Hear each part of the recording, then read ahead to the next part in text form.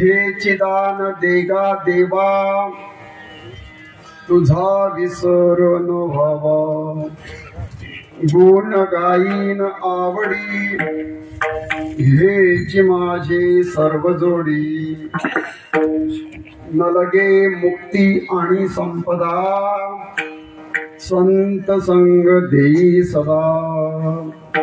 गुण गायीन आवडी हेच माझी सर्व जोडी. तुका म्हणे गर्भवासी, तुका म्हणे गर्भवासी सुखे घालावे आम्हासी. गुण गायीन आवडी हेच माझी सर्व जोडी. पांडुरंगा करो प्रथम, पांडुरंगा करो प्रथम.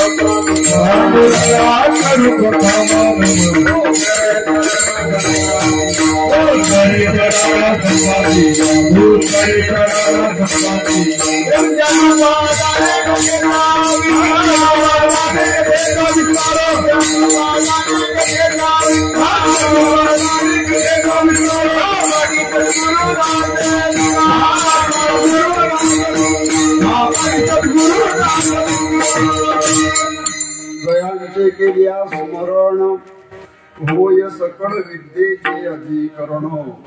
हेची बंधू श्री चरण श्री गुरूंचे ते नमस्कारो न्याता.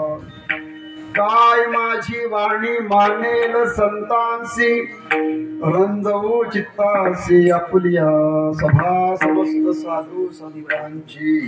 महामुनी विरक्तांची पंडित वाचक पाठक ज्ञानियांच्या सकळा ते विनवणे. ओम नमो ज्ञानेश्वरा, ओम नमो ज्ञानेश्वरा,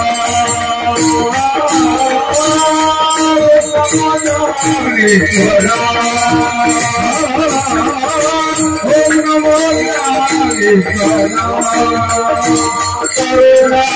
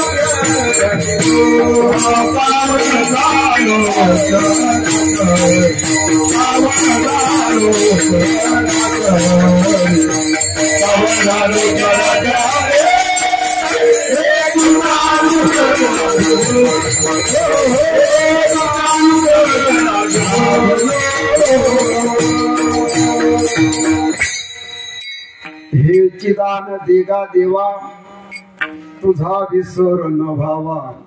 गुण गायीन आवडी हेच माझी सर्व जोडी. सर्वांच्या समोर म्हणून दाखवलेला अभंग देऊळचे सुप्रसिद्ध साधू जगद्गुरु तुकोबा यांचा 4 चरणाचा मागणी या प्रकरणातील असणारा गोड चिंतन असा अभंग.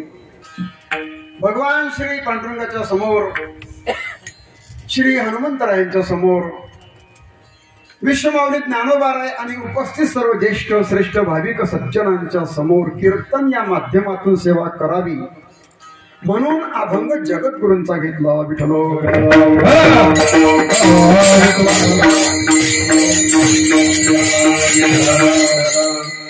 अभंग मागणी या प्रकरणात गाथ्यामध्ये विविध असे प्रकरण आहेत.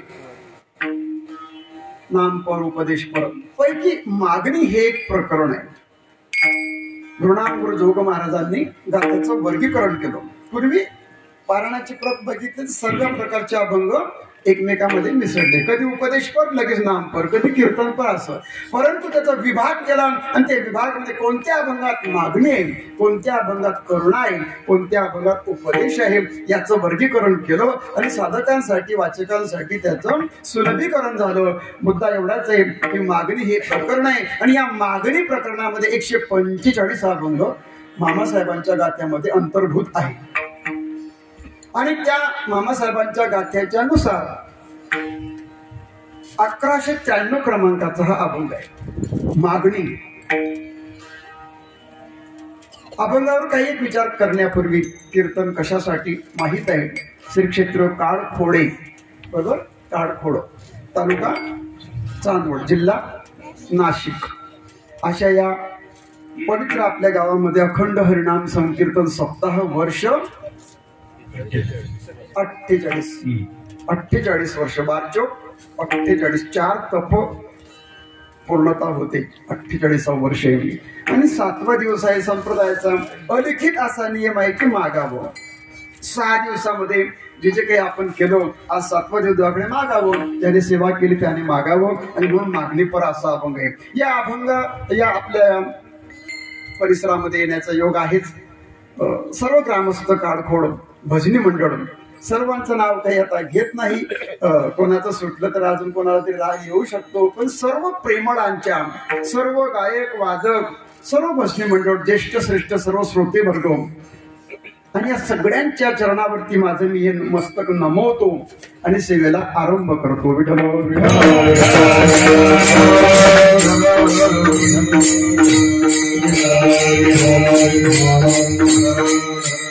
48 वर्षापूर्वी जे जे अधिकारी लोक असतील, गुरुस्थानी असतील, अशा अनेक सत्पुरुषांच्या प्रेरणेने, कृपेने, कृपा आशीर्वादाने काहीतरी कार्याला आरंभ होत असतो. हरिभक्तपरायण वैकुंठवासी गुरुवर्य सखाराम महाराज, वैकुंठवासी हरिभक्तपरायण प्रल्हादजी महाराज, रामेश्वर महाराज तिजारी, अशी सर्व ज्येष्ठ श्रेष्ठ गुरुजनांच्या या प्रयत्नामधून कृपेने हा सप्ताह आरंभ झाला असेल. आणि आता ज्यांनी ज्यांनी याच्यामध्ये योगदान दिलं, 48 वर्षामध्ये काय घडलं नसेल, पण ही परंपरा आपण टिकवली हे विशेष आहे. सुरुवात होते परंतु टिकवणं महत्वाचं आहे. आणि आता जो आपण हा अभंग घेतलाय तो पण क्षेमाची मागणी करणारा अभंग आहे. आता क्षेम म्हणजे काय, योग म्हणजे काय ते आपण बोलणारच, पण सांगायचं असं की 48 वर्षामध्ये अडीअडचणी आल्या असतील की नाही, काहीतरी अडचण आली असेल, आर्थिक म्हणा, मानसिक म्हणा, काही घटना घडली असेल, परंतु या सगळ्यांवरती मात करत करत करत आपल्या पूर्वजांनी, आपल्या वाडवडिलांनी, पैकी इथे बरेचसे ज्येष्ठ श्रेष्ठ असतील, या सगळ्यांनी काय केलं तर टिकवून ठेवलं, नीतपर्यंत आणलेलं आहे. आता ही तरुण मंडळी असेल, आता बघा बालगोपाल मंडळी, एक म्हटले कशासाठी करायचंय, प्रत्येक गावात सप्ताहाचं नियोजन आहे. जेवढे पण गावं असतील परिसरामध्ये, 3 दिवसाचा सप्ताह असेल, 8 दिवसाचा असेल, प्रत्येक गावामध्ये, आणि हे चालू आहे. काल कुठेतरी विषय झाला चांदवडला, एका ठिकाणी गेलो. ही परंपरा, हे सप्ताह का करायचे, पैसे जास्त झाले म्हणून, आम्हाला काही उद्योगधंदे राहिले नाही म्हणून नाही, सगळेजण व्यस्त आहे कामामध्ये, परंतु हे आपणच करतो असं नाही. ज्ञानोबा आहे, नामदेव आहे, भक्तीचे प्रणेते नामदेव महाराज आणि ज्ञान चक्रवर्ती ज्ञानोबा आहे. भक्ती आणि प्रेमाचा मूर्तिमंत अवतार जर कोण असेल तर नामदेव महाराज. पण ज्ञानोबांना असं जाणवलं की नुसतंच ज्ञान असेल तर ते वृक्ष वाटतं, नुसताच वेदांत सांगितला, काही भक्तीच्या, प्रेमाच्या, उपासनेच्या काही कथा सांगितल्या नाही, तरी सुद्धा ज्ञान काही पचत नाही. पण त्या ज्ञानाला भक्ती प्रेमाची जर जोड असेल तर ते पटकन पटत असतं. भक्ती प्रेमा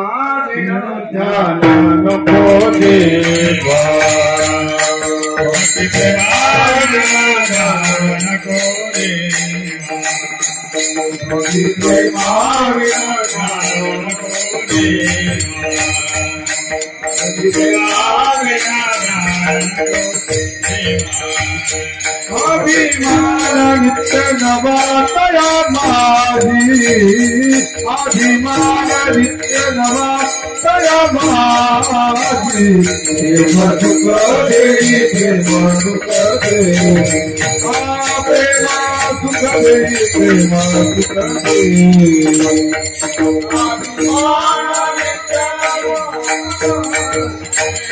अभिमान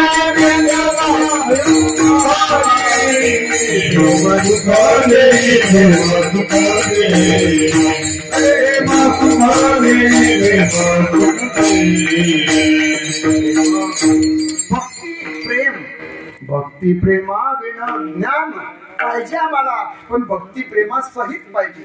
होता एवढाच आहे. ज्ञानोबरांना वाटलं की नामदेवरांची संगती करावी म्हणून देवाकडे येतात. तुम्हाला सर्व माहिती आहे. नामदेवराया चला आमच्या सोबत तीर्थयात्रा करायची. तीर्थयात्रा कदम माऊली समोर बसले, ते पण तीर्थयात्रा घडवतात, अनेकांना घेऊन जातात. अशी अनेक संतांच्या संगतीमध्ये आपण तीर्थयात्रा कराव्या. पण ज्ञानोबरांना वाटलं की नामदेवरांची संगती करावी. कोणाच्या संगतीमध्ये जायचं हे पण महत्वाचं आहे. अनेक यात्रा कंपन्या असतात, पण नुसतंच खाणं पिणं गिळणं लोळणं कोणत्या ठिकाणी आलो, त्याचं महत्व काय, त्या देवाचं महत्व काय, क्षेत्राचं महत्व काय आहे की चर्चा झाली पाहिजे. पण संतांच्या विद्वानांच्या संगतीमध्ये आपण जर राहिलो तर केल्याने देशाटन अनेक प्रकारची माहिती मिळते. ज्ञानोबारांना वाटलं की नामदेवरांची संगती करावी. नामदेवरांना सोबत घेतात. त्यांच्या सोबत मग निवृत्तीनाथ महाराज, सोपान काका, आईसाहेब मुक्ताई, सेना महाराज, गुरुबा काका, चोखोबारा, ही सगळी त्या काळामध्ये जेवढी मंडळी होती ते तीर्थयात्रेला माऊली जातात. म्हणजे काय, ज्ञानोबारांच्या तीर्थांना जात आहे, आपण त्यांच्या सोबत गेलं पाहिजे. केवळ त्यांची संगती मिळावी. नामदेवरांचं कीर्तन आणि ज्ञानोबारांचं प्रवचन, काय काय आनंद असेल. बस जीवनाचं सर्वस्व ओवाळून टाकावं. यांच्या संगतीमध्ये आमचा काळ जाईल. यांच्या मुखातून जे वचन बाहेर पडतील ते आमच्या कानावर येतील. संगती पंगती लाभ होईल. आणि मग या संघासाठी अनेक समाज होता होता ज्या ज्या गावावरून महाराजांनी जावं, प्रत्येक गावातून 150 लोकांनी जुडावं. होता होता होता हजारोंचा समाज आणि तीर्थयात्रा करतात. ते कोण? ज्ञानोबराय, नामदेवराय. तीर्थयात्रा करण्याचा उद्देश काय? पातकांचं क्षालन झालं पाहिजे. तीर्थामध्ये का जायचं? गंगेत स्नान का करायचं? गंगा पापम शशी तापम दैन्यम कल्पतरुस्त. पाप जाण्यासाठी गंगेत स्नान करावं लागेल. पण चला हरिद्वारला, चला तुम्ही काशीला, योग्य त्या प्रमाणातच पुढे जायचं. कठडे केले, साखरदंड टाकले. गंगा वेगानं वाहणारी नदी आहे. त्या कठड्याच्या पुढे जर गेले तुम्ही तर गेलेच समजा. मग कुठे? डायरेक्ट ताड खोडच. आता इथे येणार का डायरेक्ट जाणार ते तुम्ही पहा. त्याच्या पुढे जायचं का? गंगा ही प्रवाहित आहे. सगळ्यात संतापी नदी जर कोणती असेल तर गंगा माता आहे. संत वाहते आमची इंद्रायणी माता, चंद्रभागा माता. गंगा, गंगेत पाप जाईल पण बुडण्याची भीती. ज्ञानोबा एक ओवी देतात. हिमालयामध्ये जावं लागेल, पण हिमालयामध्ये आमचे शिवाजी बाबा गेले बरं ते हिमालयामध्ये. कोणते शिवाजी बाबा? वाकीची दिंडीत असतात बघा. हिमालय, केदारनाथ, बद्रीनाथ, गंगोत्री, यमुनोत्री. हिमालय भगवान शंकरांचं स्वरूप आहे. हर कंकर में शंकर बसते हैं, ठीक आहे, पण हिमालयात दोष जातील. हिमवंतू दोष खाय, परिजीवित्वाची हानी होईल. पहिलं टोक आहे अजून. शुचित्वे शुची गांग होईल. बर का? पवित्रात जर कोणती नदी असेल तर गंगा आहे. शुचित्वे शुची गांग होईल. आणि पाप तापही जाय, परी बुडणे आहे तेथे एक, बुडण्याची भीती आहे. हिमवंतू दोष खाये, परिजीवित्वाची हानी होय. तैसे शुचित्व नो हे सज्जनांचे. संतांची पवित्रता ते हिमालयापेक्षाही श्रेष्ठ आहे. गंगेची पवित्रता त्या संतांच्या संगतीपेक्षाही आणि श्रेष्ठ नाही, त्यांच्यापेक्षा संत संगती श्रेष्ठ आहे. आणि मग हिमवंत दोष खातात, गंगेत पाप जातं. पण अशा भीती असल्यामुळे संतांच्या संगतीमध्ये कशाचीच भीती नाही. त्यांच्या दर्शनात कल्याण आहे, त्यांच्या शब्दात कल्याण आहे. संत दर्शन निहाळा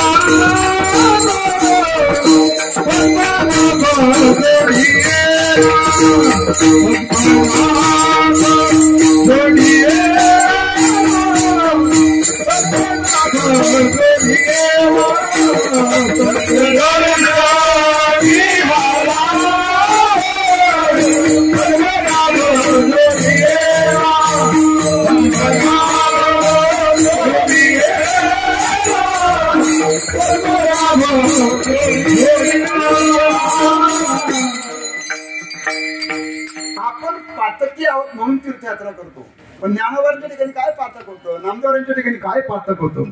पण नाही, जे तीर्थ आम्ही घाण केले त्यांना शुद्ध करण्यासाठी ज्ञानोबाला जातात.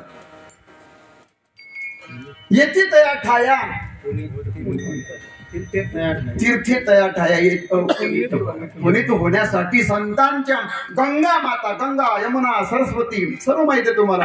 आम्ही जर मृत्यू लोकांमध्ये येत असून जर का अनेकांच्या पातकांनी जर आम्ही मलिन झालो तर मग शुद्ध कोण करेल. मग तुम्हाला संतांच्या पदस्पर्शाला, संतांचे पाय जर तुमच्यामध्ये आले तर तुम्ही शुद्ध होता. म्हणून ज्ञानोबांना, नामदेवांना त्या तीर्थांना शुद्ध करण्यासाठी ज्ञानोबांचा प्रयास एक. दुसरी गोष्ट अशी की विठ्ठलाचं नाव, विठ्ठलाच्या नावाचा प्रचार प्रसार करण्यासाठी बांधणी सोडित बुडाली काढीत अनेकांचं कल्याण करण्यासाठी ज्ञानोबा प्रयत्न करतात. मुद्दा माझा एवढाच होता, कराड नावाच्या नगरामध्ये राजा रामदेव आणि त्यांची पत्नी होती बघा, निंबाळकरांची, एवढं मला चाकणची जे होते महिपती, त्यांची मुलगी त्यांच्याकडे दिली होती रामदेवरायांकडे. आणि ते थोडे त्यांना देवधर्म आवडत नव्हता, संत आवडत नाही, देवधर्म आवडत नाही. आणि मग ज्ञानोबारायांचं येणं, त्यांचे जे सासरे होते पण त्यांच्याकडे मुक्काम झालं. सांगितलं, माऊली जर का त्या मार्गाने गेलात ना तर माझ्या जावयाला 2 शब्द सांगा. माझे लेक त्यांच्या घरात आहेत, आमचं सर्व घर पारमार्थिक आहे, माळकरी घरात नाही, देव धर्मशास्त्र मानणारी माझी मुलगी महान सात्विक अशी. पण तिच्या प्रारब्धाने तिला पती बाकी थोडासा दुष्ट स्वभावाचे भेटले. कधी कधी होतं असं, पत्नीला आवडतं तर पतीला आवडत नाही. 2 शब्द तुमच्या शब्दाने माझ्या जीवनात, माझ्या मुलीच्या जीवनामध्ये क्रांती होईल आणि जावयाचा स्वभाव बदलेल. जर का मुली सुखी असेल मुलगी तर बापाला शांत घरी झोप लागते. जर जावई पिणारा असेल, थोडा त्रास देणारा असेल तर बाप तगमग करत असतो, आईला झोप लागत नाही. तेवढं करा. ज्ञानोबा शब्द ठीक आहे, बघूया. माऊलींना माहित होतं आमचं जाणं त्या मार्गे होणार आहे, योग्य वेळ येईल तेव्हा आम्ही त्यांच्याशी बोलणार, तुम्ही चिंता करू नका. ज्ञानोबांचा शब्द प्रमाण आहे. आणि मग कराड, कोयनेच्या काठावर कराड नावाची नगरी, आणि त्या कराडच्या आणि त्या नगरामध्ये प्रवेश करता. संध्याकाळची वेळ आहे, 5 वाजले. जप चाललाय कोणता, विठोबा रखुमाई हे भजन चालू होतं, ज्ञानोबा तुकोबा. आणि मग प्रवेश करतात. पुढे पताका आहे. तेवढ्यात रामदेवरायांचे काही सेवक आले. कोण आहे बघा रे, काय चाललंय. विचारलं कोण. अहो म्हणे ज्ञानोबा आहे. तुम्हाला माहित नाही हे ज्ञानोबा आहे, नामदेवराय, ही सर्व संत मंडळी. सेवक गेला, राजाला सांगितलं. राजे म्हणतात की गावात येऊ देऊ नका, गेट आउट, चला निघा, गावात प्रवेश नाही. एक सेवक आला, तुम्हाला गावात प्रवेश मिळणार नाही, आमच्या राजांची ऑर्डर आहे. नामदेवराय म्हणतात, माऊली आता संध्याकाळ झाली, आता कुठे जायचं. ज्ञानोबा शांत आहे, हसले, मंद मंद ज्ञानोबा असतात. चला काही हरकत नाही. इथे नाही तर ज्या वाळवंटामध्ये आम्ही पंढरपूरला जातो तर चंद्रभागेच्या वाळवंटामध्येच थांबतो की नाही, तेव्हा थांबत होते. कार्तिकी एकादशीला आजही पंढरपुरामध्ये वाळवंटातच काला होतो. चला म्हणाले, तिथे चंद्रभागा, इथे कोयना माई आहे, आणि कोयनेच्या वाळवंटामध्येच त्यांनी आपलं काय सामान ठेवला. रात्र. दुसऱ्या दिवशी ज्ञानोबा विचार करतात की अरे राजा मोठा नास्तिक आहे, काहीतरी केलं पाहिजे. एक राजा जर सात्विक झाला तर प्रजेचं कल्याण होत असतो. आणि म्हणून ज्ञानोबांना, माझा मुद्दा काय माहितीये का, हे सप्ताह कसे पुढे आले एवढंच मला सांगायचं आहे. तर विषयांतर होईल तुम्हाला असं वाटू शकतं, पण हे जे सप्ताह आपण करतोय ना, याचा बेसिक नियम आपल्याला माहित असला पाहिजे. संप्रदायाचे बेसिक तत्व जोपर्यंत आपलं माहित नसतात तोपर्यंत पुढे चालता येत नाही. पण चालले चालले चालले म्हणजे का सप्ताह कशासाठी करतात म्हणजे काय माहिती. आमचा बाप करत होता आणि त्याचा बी बाप करत होता. आज्यानं केलं, पंजाने केलं, त्यांनी केलं, आम्ही हे आता बघा ही बाळ आता यांना काय माहिती. पण माझे वडील टाळ घेऊन उभे राहतात. याला मृदंग म्हणतात, याला श्रुती विणा म्हणतात. काय पद्धत असते, पहिल्यांदा कोणता अभंग ही सगळी मंडळी पाहते बरं का. आणि हळूहळू त्यांच्यामध्ये ते रुजत चालतात ते तत्व. म्हणून मग ज्ञानोबा विचार करतात, नाही नाही थांबावं लागेल. जिथे विठ्ठल माहित नाही, ज्या राजाला विठ्ठल माहिती त्याला बाकी शिकवलं पाहिजे. आणि मग माऊली विचार करतात की नाही आजपासून सप्ताहाला आरंभ करायचा. ज्ञानोबा प्रवचन करतात दुपारी. आणि नामदेवांना सांगितलं, महाराज तुम्ही कीर्तन करा. कीर्तनाचे आद्य प्रवर्तक जर कोण असेल तर नामदेव महाराज. कीर्तनात ज्यांच्या कीर्तनामध्ये देव नाचतो, त्यांचं धोतर पितांबर सुटून जातो. अध्यक्ष या कीर्तनाचे कोण? जनाबाई. जनाबाईच ना, जनाबाई अध्यक्ष आहे. कोणी चाल म्हणावी, पहिली चाल कोणी म्हणावी, अगोदर कोण म्हणेल, दुसऱ्यांदा मागे कोण म्हणेल, हे सगळं शिकवणं सांगणाऱ्या आणि जनाबाई साहेब. कबीर महाराज अध्यक्ष आहे. काही वक्ते श्रोते असतात बघा. श्रोत्यांमध्ये पण श्रेष्ठ असा कनिष्ठ भाव नसतो, पण अधिकारी श्रोते असतात बघा. दुपारी प्रवचन ज्ञानोबा यांचं. आणि पहिल्याच दिवशी नामदेवांनी अभंग घेतला. पहिल्या दिवशी रूप पाहता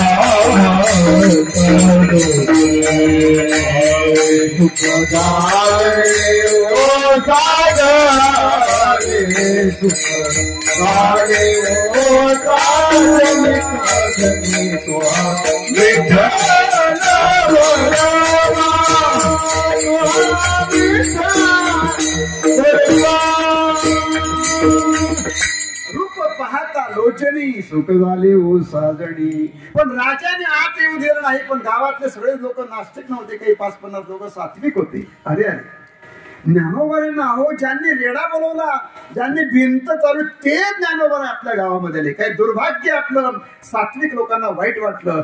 ठीक आहे. आणि मग तुम्ही जसे आले ना, एवढेच लोक पहिल्या दिवशी वाळवंटामध्ये आले. चला माऊली आली, चला. आणि वाळवंटामध्ये लाईट नाही. काय सुंदर स्पीकर आहे तुमचा, फक्त थोड्या शिट्या मारतो मध्ये मध्ये, थोडं कंट्रोल करा. नॉर्मल विकू द्या छोटासा. इतकं सुंदर वातावरण आहे हे सगळं. आणि सुंदर तसं काही वातावरण नव्हतं. दिवा नाही, काही नाही, काही नाही. आणि मग लोकांनी नामदेवांचं कीर्तन ऐकलं. होता होता 50-100 लोक आले. त्यांनी दुसऱ्या लोकांना सांगितलं, 200 लोकांना. नंतर 200 आले. होता होता 500 आले. 2 दिवस गेले, 3 दिवस गेले. आणि मग त्या राजाच्या पत्नीला तगमग व्हायची. अरे अरे संतांचे पावलं गावामध्ये आले, परंतु आमचे पती संतांच्या दर्शनापासून विमुख आहे. काय केलं? आणि मग तिने तगादा लावला. अहो तुम्ही कीर्तनात जात नाही तर कमीत कमी मला तरी जाऊ द्या. म्हणजे अजिबात जायचं नाही. कीर्तनाला जायचं, पण विनंती केली कसं तरी जा, पण लवकर परत ये. पालखी तयार झाली. पालखीमध्ये राणीने बसावं आणि ज्ञानोबांच्या कीर्तन, नामदेवांच्या दर्शनाला कीर्तनाला यावं. कीर्तन झालं, नमस्कार करावा. माऊली मी महिपतांची मुलगी आहे, माझेच पती आहे. बरं बेटी काही हरकत नाही. काय करावं? काय केलं म्हणजे माझ्या घरी येतील, काय केलं म्हणजे नगरामध्ये येतील. चिंता करते. 5 दिवस झाले, 6 दिवस झाले, सर्व दूर आनंद आहे. कोयना कृष्णामाई आणि पुंडलिक वरदाच्या गजराने जय जयकार चाललेला आहे. आणि मग 6व्या दिवशी काय झालं? रोज देवपूजा करायची. कोण? ही त्यांची पत्नी, रामदेवरायांची पत्नी. रामदेव बाबाने बरं. आणि मग तिच्या हातामध्ये अंगठी होती, हिऱ्याची अंगठी होती. हिरा नैवेद्य चांदीच्या वाटीमध्ये देवाला नैवेद्य होता. दूध अर्धी वाटी दूध चांदीची. आणि तिच्यामध्ये तिने काय केलं? हिऱ्याची अंगठी टाकून दिली. हिरा चांदी, त्या चांदीचं आणि हिऱ्याचं जर रासायनिक प्रक्रिया दुधावर झाली, दुधाचं विष झालं. 5 ते 7 वर्षाचा मुलगा होता राजापासून झालेला. तो मुलगा आला आणि त्यानं ती नैवेद्याची वाटी घट पिऊन घेतली आणि त्या बाळावर त्याचा परिणाम झाला. बाळ निश्चिष्ट पडला म्हणजे मेला. विठ्ठल विठ्ठल.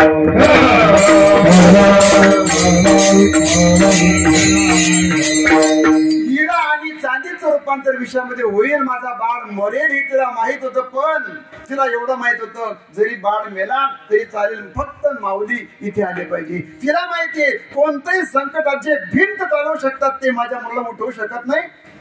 चिंता नाही, बस विश्वास. संतांचे पायी हा माझा विश्वास. आणि मग मुलगा निश्चिष्ट पडला. त्याच्या वडिलांना बोलवलं. अहो काय झालं? म्हणाले बघा तुम्ही संतांना गावात येऊ दिलं नाही, त्याचा परिणाम मुलगा मरून पडला. आतली गोष्ट तिने काही सांगितलं नाही. अरे अरे म्हणाला काय करायचं? वैद्य आले, हाकीम आले, उठत नाही. म्हणाला तर काय करायचं? मग ती म्हणते चला आता उचला त्याला, घ्या आणि घाला ज्ञानोबांच्या पायावरती, घाला नामदेवांच्या पायावरती. आडला नारायण नाही नाही, गाढव शब्द वापरू नका, ही मन चुकीची आहे, बदलावा तिला. आडला नारायण गरुडाचे पाय दिले अशी म्हण आहे बरं का, गाढवाचे गरुडाचे. आता ते का गोरोबा काकांच्या वरचे हात तुटले ना तेव्हा भगवान रुक्मिणी माते सहित आले होते. आणि जे गरुड जे होते म्हणे कुठे जायचं? म्हणे आपल्याला मडकी काढायला जायचंय. सांगत नाही तो कथा भाग. ते गरुड जे होते ते गाढव झाले होते बरं का. जे गरुड होते ते गाढव झाले. रुक्मिणी माता कुंभारीण झाली, भगवान कुंभार झाले आणि तुटलेल्या माझ्या भक्ताचं काम करण्यासाठी सगळे राबायला लागले. तेव्हापासून मन पडले आडला नाही, गाढवाचे नाही, गरुडाचे पाय तरी. चला काय हरकत, इकडे कसे काय आले आता? विठ्ठल विठ्ठल. संकटामध्ये आपण कोणाचे पाय डोकं ठेवतो. राजाला सांगितलं राणे उचला त्याला, उचला तो उचला. आणि हातावर बाळाला घेतलंय आणि बांधदार चोपदार आणि सर्व मंडळी निघाली. इथे वाळवंटामध्ये 7वा दिवस मागणीचा झाला होता. काल्याचं कीर्तन आटोपलं होतं आणि सामानाची बांधाबांध चालली होती. ज्ञानोबारे जाण्याच्या तयारीमध्ये. आता उठणार तेवढ्यात राजा आपल्या हातावर बाळाला घेऊन आले. बांधदार चोपदार आजूबाजूला सगळे काही. एक 10 पावलावरती राजे आले आणि ज्ञानोबाराय म्हणतात काय राजे, बाळाला तुमच्या बरं आहे ना? माझ्या बाळाला बरं नाही यांना कसं काय कळालं? न सांगता तुम्हाकडून. अहो माझ्या बाळाला बरं नाही. बाळ ठेवला ज्ञानोबाच्या पायावरती, डोकं ठेवलं, साष्टांग दंडवत राजाने घातला. काही करा माझ्या बाळाला जिवंत करा. तुम्हाला समजलं कसं काय? म्हणाले आम्हाला सर्व समजतं बेट्या, तुला शिकवण्यासाठी मी ती दिंडी आणली. दिंडी कोणत्याही गावात जात नाही, आमचे मार्ग ठरलेले. कुठे गेले आमचे अंबादास दिंडी चालक आहे. पाथरशंबे ते पंढरपूर आप्पासाहेब वैकुंठवासी गुरुवर्य पुंजाराम आप्पांच्या आणि कृपाशीर्वादाने म्हणा सर्व परिसरातील गुणीजनांच्या, सर्व परिसरातील सगळ्यांच्या वतीने दिंडी सोहळा चालतो. पण आपला दिंडी सोहळा एवढ्या आमच्या बी गावात असं चालत नाही. समजा आपला मार्गापासून 4 किलोमीटर मध्ये जायचं असेल, पुन्हा यायचं असेल तर आपण त्याला प्रतिबंध करतो. म्हणून दिंडीचा मार्ग ठरलेला आहे. आणि मग ज्ञानोबाराय म्हणतात नामदेवा घ्या त्याला त्याच्या तुमच्या मांडीवर. नामदेवराय म्हणे माऊली याच माणसाने आपल्याला पहिल्या दिवशी येऊ दिलं नाही गावामध्ये, आता याच्यावर दुःख आलं म्हणून तो म्हणतो आता आपल्या पायात जवळ आलेला आहे. ओ मी काही याला घेणार नाही, मला काही घेणार नाही, तुम्ही पान तो बाळ पा. ज्ञानोबाराय म्हणतात नामदेव असं करू नका, घ्या आधी नाम आणि मग ज्ञान. ज्ञानाला किंमत नामाशिवाय नाही, तुमच्या मांडीवरच घ्या. नामदेवरायांचा नाईलाज झाला. नामदेवरायांच्या मांडीवर बाळाला ठेवलं आणि नामदेवरायांना सांगितलं तुमचं जे औषध आहे ना ते ज्याला द्या. औषध कोणतं होतं? विठ्ठल विठ्ठल.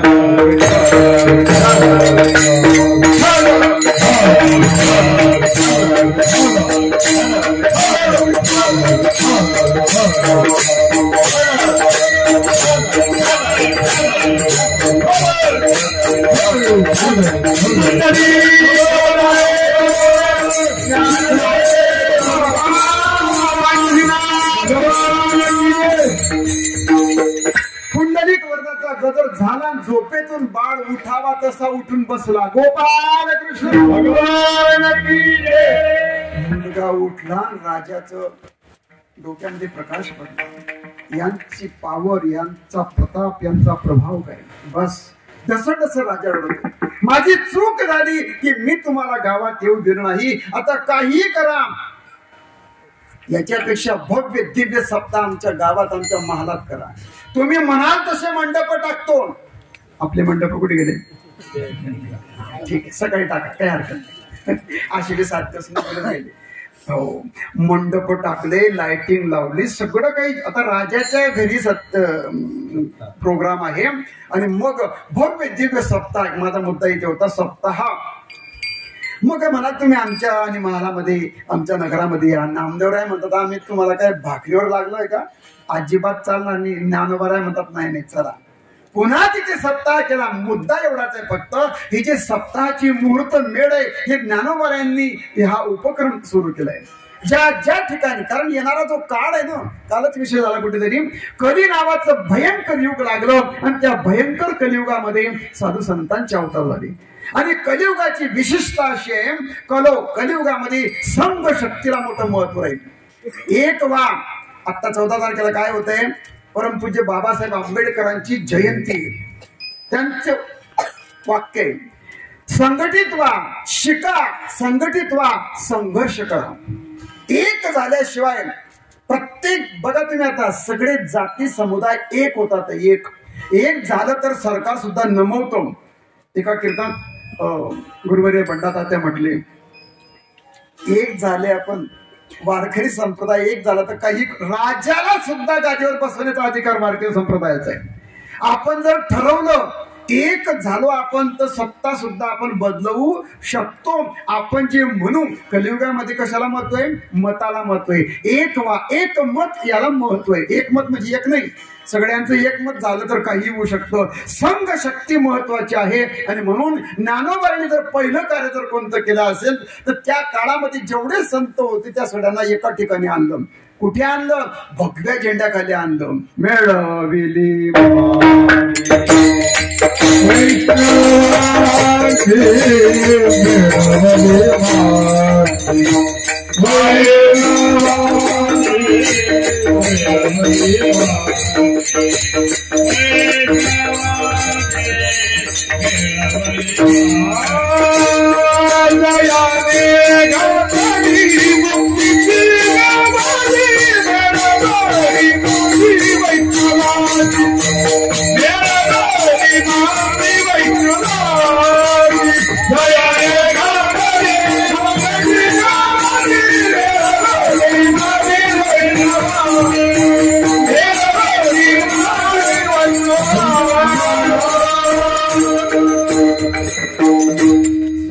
संतांना भगवे झेंड्याखाली आणलं म्हणजे एकत्रित केलं.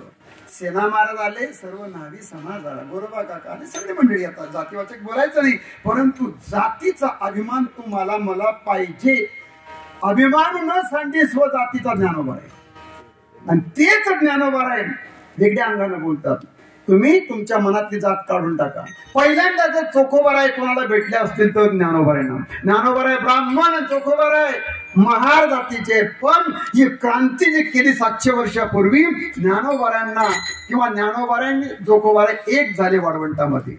जाती व्यक्ती पडे बिंदुले, जई भावे होती मज मिनले, लवण कण घातले सागरा माझी. मिठाचा कडा पाण्यात पडल्याबरोबर पाणी मय झाला. जर का तुम्हाला विठ्ठल आवडत असेल, मला विठ्ठल आवडत असेल, तर आपण काय झालो? माझी जातीचे मज भेटो कोणी, आवडीची धडी फेडावया. मग जात विठ्ठलाच्या ठिकाणी जात आहे का? अहो म्हणे नामदेव महाराज कोणत्या जातीचे? आता मी शिंपी. नामदेवराय शिंपी. बरं ठीक आहे, नामदेवराय शिंपी, ज्ञानोबाराय ब्राह्मण, चोखोबाराय महार. पण देवाची जात कोणती? पूज्य सातारकरचे म्हणायचे, Namdev Maharaj OBC, Chokhobaray BC, open मध्ये ज्ञानोबाराय. देवाची जात कोणती?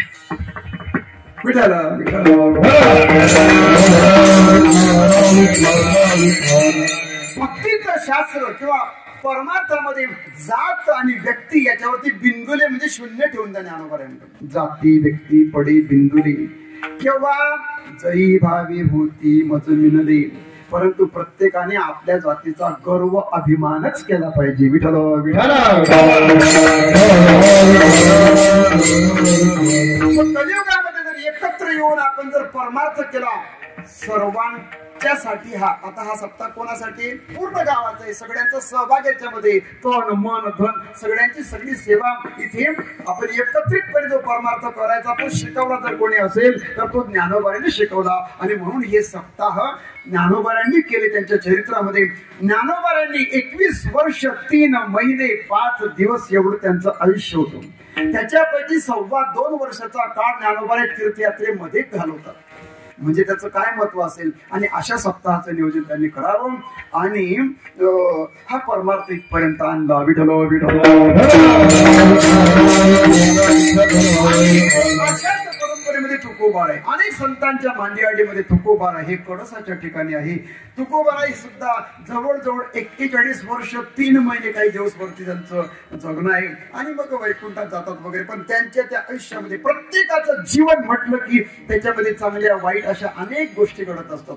अनंत घटनांचं बंद त्याला जीवन असं म्हणतात. आता अभंगाच्या भूमिकेकडे यायचंय. आतापर्यंत आपण अभंगात प्रवेश केलेला नाही. आता आपण भूमिका काय, या अभंगाची भूमिका काय असू शकते त्याचा जर विचार केला तर कीर्तन माझं सुटसुटीत असतं. मी काही मोठा कीर्तनकार नाही, मला काही विशेष येत नाही, पण तरी सुद्धा सोपं बोलायचं, सरळ बोलायचं. अभंगाची काय भूमिका असली पाहिजे. पण तुकोबारासारखे महात्मे आले आणि त्यांनी या जगाकडे बघितलं.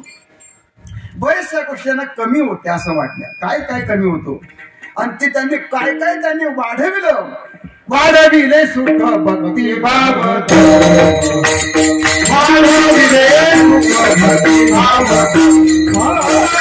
वाढविले सुख भक्ती भाव, वाढविले सुख भक्ती भाव.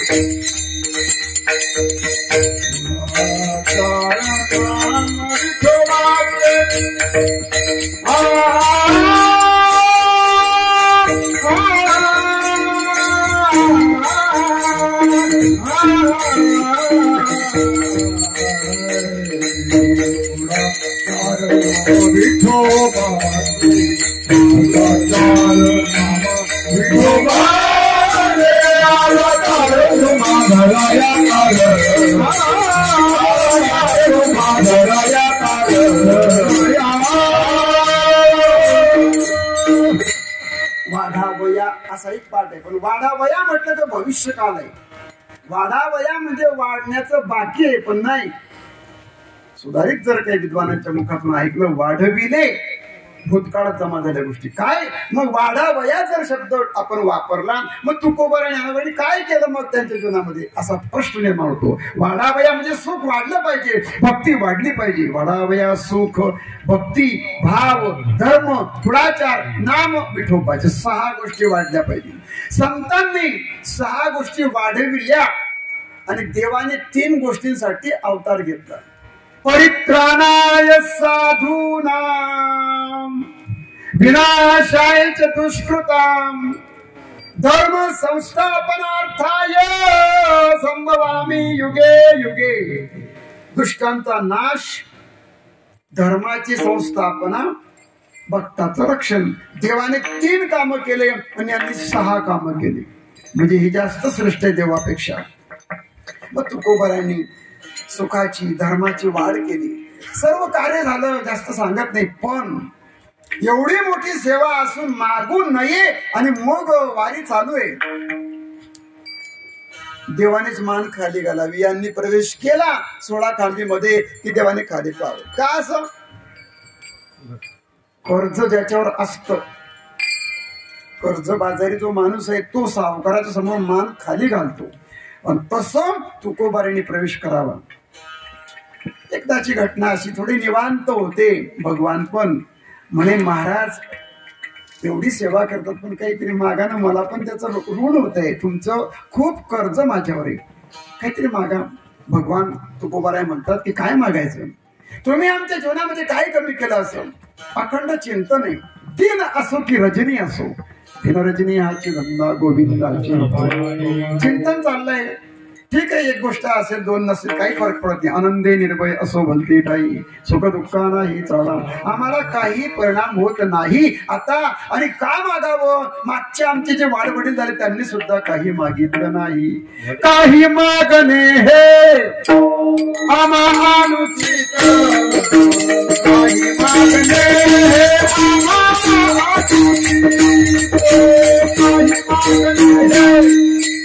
आम्हा अनुचित, काही मागणे हे आम्हा अनुचित, काही मागणे काही मागणे आम्हा अनुचित,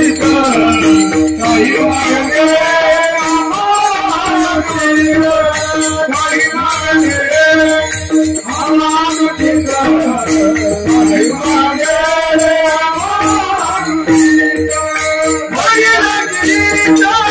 काही मागणे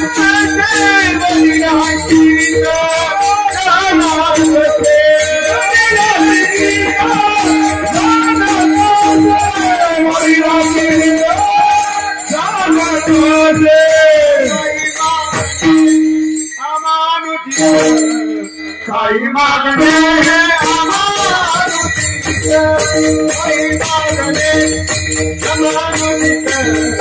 काही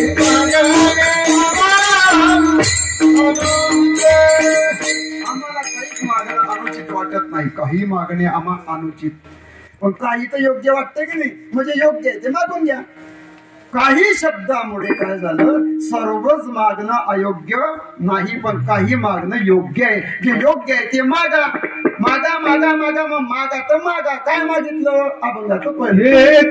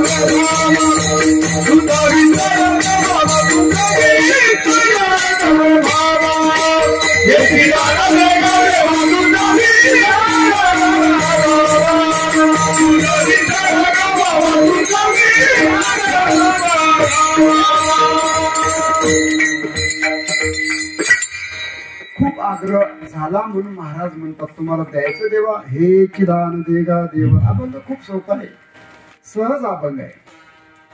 हे चिदान देगा देवा, तुझा विसर न व्हावा.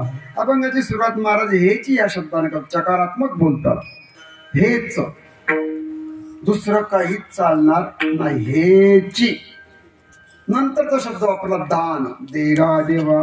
कोणतं दान पाहिजे, तुझा विसर न व्हावा. आता तुझा विसर न व्हावा हे जे मागणी, देवा तुझा विसर माझ्या जीवनामध्ये पडू नये. याचा अर्थ काय झाला, आता त्यांना देवाचा विसर पडलेला नाही, आठव चालूच आहे, दिवस रात्र भजन कीर्तन चालू आहे.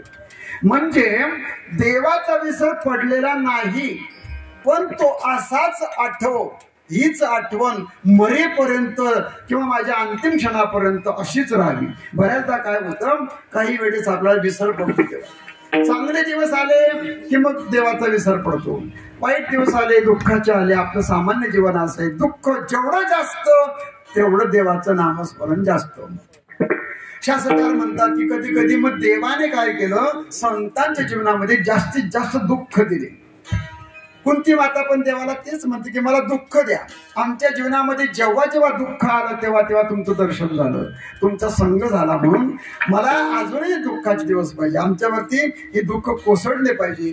भगवान म्हणतात की अशी तू एकच आहे या विश्वामध्ये की मला दुःख मागते, सगळेच जण मला सुखाची मागणी करतात. लहान लहान बाळ आहे, मंदिरात गेले, आजोबा म्हणतात, वडील म्हणतात की देवा सुखी ठेव असं, आणि आपण मुलांना शिकवतो सुखाचीच अपेक्षा आहे, तू आम्हाला दुःख मागते.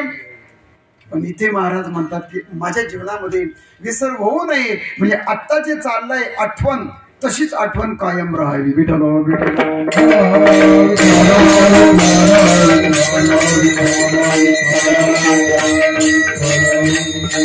या अभंगाची भाषा जर आपण बघितली तर देवाची आठवण येणं हा योग आहे. आता आपण कीर्तनामध्ये बसलोय, गावामध्ये वातावरण झालेलं आहे, मग इथे हरिपाठ चालू आहे, ज्ञानेश्वरी ग्रंथराज ज्ञानेश्वरीचं पारायण आजच संपलं, शब्दांची सेवा, शब्दांची साधना केली आपण, हे सर्व वातावरण आहे, मनावरती एक परिणाम झालाय, काहीतरी चिंतन चाललंय. पण हे कायम राहतं का आपलं? नाही. कीर्तनापुरतं आम्ही पण बोलतो, हे जे काही चाललंय माझ्या पुरतं बोलतो, ही जी काही बडबड आहे फक्त समोर तुम्ही असले तरच, घरी चिंतन नाही. सांगणारे फक्त सांगतात म्हणा विठ्ठल विठ्ठल, पण घेत बाकी कोणी तुमचं नाही सांगत, मी माझं सांगतो. माझ्या तोंडात कधी देवाचं नाव येत नाही. काय सांगता मग तुम्ही चांगलं बोला व्यवस्थित, तुम्ही तर महाराज आहे ना. सतत चिंतन आहे का तुमचं माझं? अखंड चिंतन विठोबाचे तीन रजनी, असं सांगा तुम्ही. किती आपण दिवसामध्ये आपलं चिंतन करून आम्ही माझं चिंतन करतो कधी कधी, की आम्ही सटर फटर बोलतो, किती चिंतन होतं, किती नामस्मरण होतं, आपण त्याचं चिंतन करावं. पण महाराज म्हणतात की या अभंगामध्ये देवा मला तुमचा विसर आहे बरं का आता, म्हणजे मला योग आलाय कशाचा? भक्तीचा. पण हा क्षेम होण्यासाठी हे जे चाललंय ना, हे असंच चालावं, याला म्हणतात क्षेमाची मागणी. या अभंगामध्ये मी पहिल्यांदा बोललो उपद्घात करताना की या अभंगामध्ये क्षेमाची मागणी केली. आता एक शब्द आहे योग क्षेम, योग क्षेमम वहाम्यहम. भगवान काय करतात की भक्ताचा योगक्षेम वाहतात, म्हणजे भक्ताचे सगळे कामं करतात. मग त्याचा प्रापंचिक कामं असो किंवा कोणतेही कामं असो, केले का? केले. उदाहरण आहे का? भरपूर उदाहरण आहे. जनाबाई चढून कोण चढलं? देवानी. चोकोबारीची गोरी कोणी उडली? देवानी. गंभीराचे शेले कोणी होते? पाहून घ्या, उंचणीचं काही नाही भगवंतो. केवढ्या भक्तांचे कामं केले, म्हणजे सगळे. अहो देवाला नामदेवरायांनी काय करावं? उठावं, विना घ्यावा, चिपड्या घ्याव्या आणि मंदिरात जावं. कशाची चिंता करू नाही.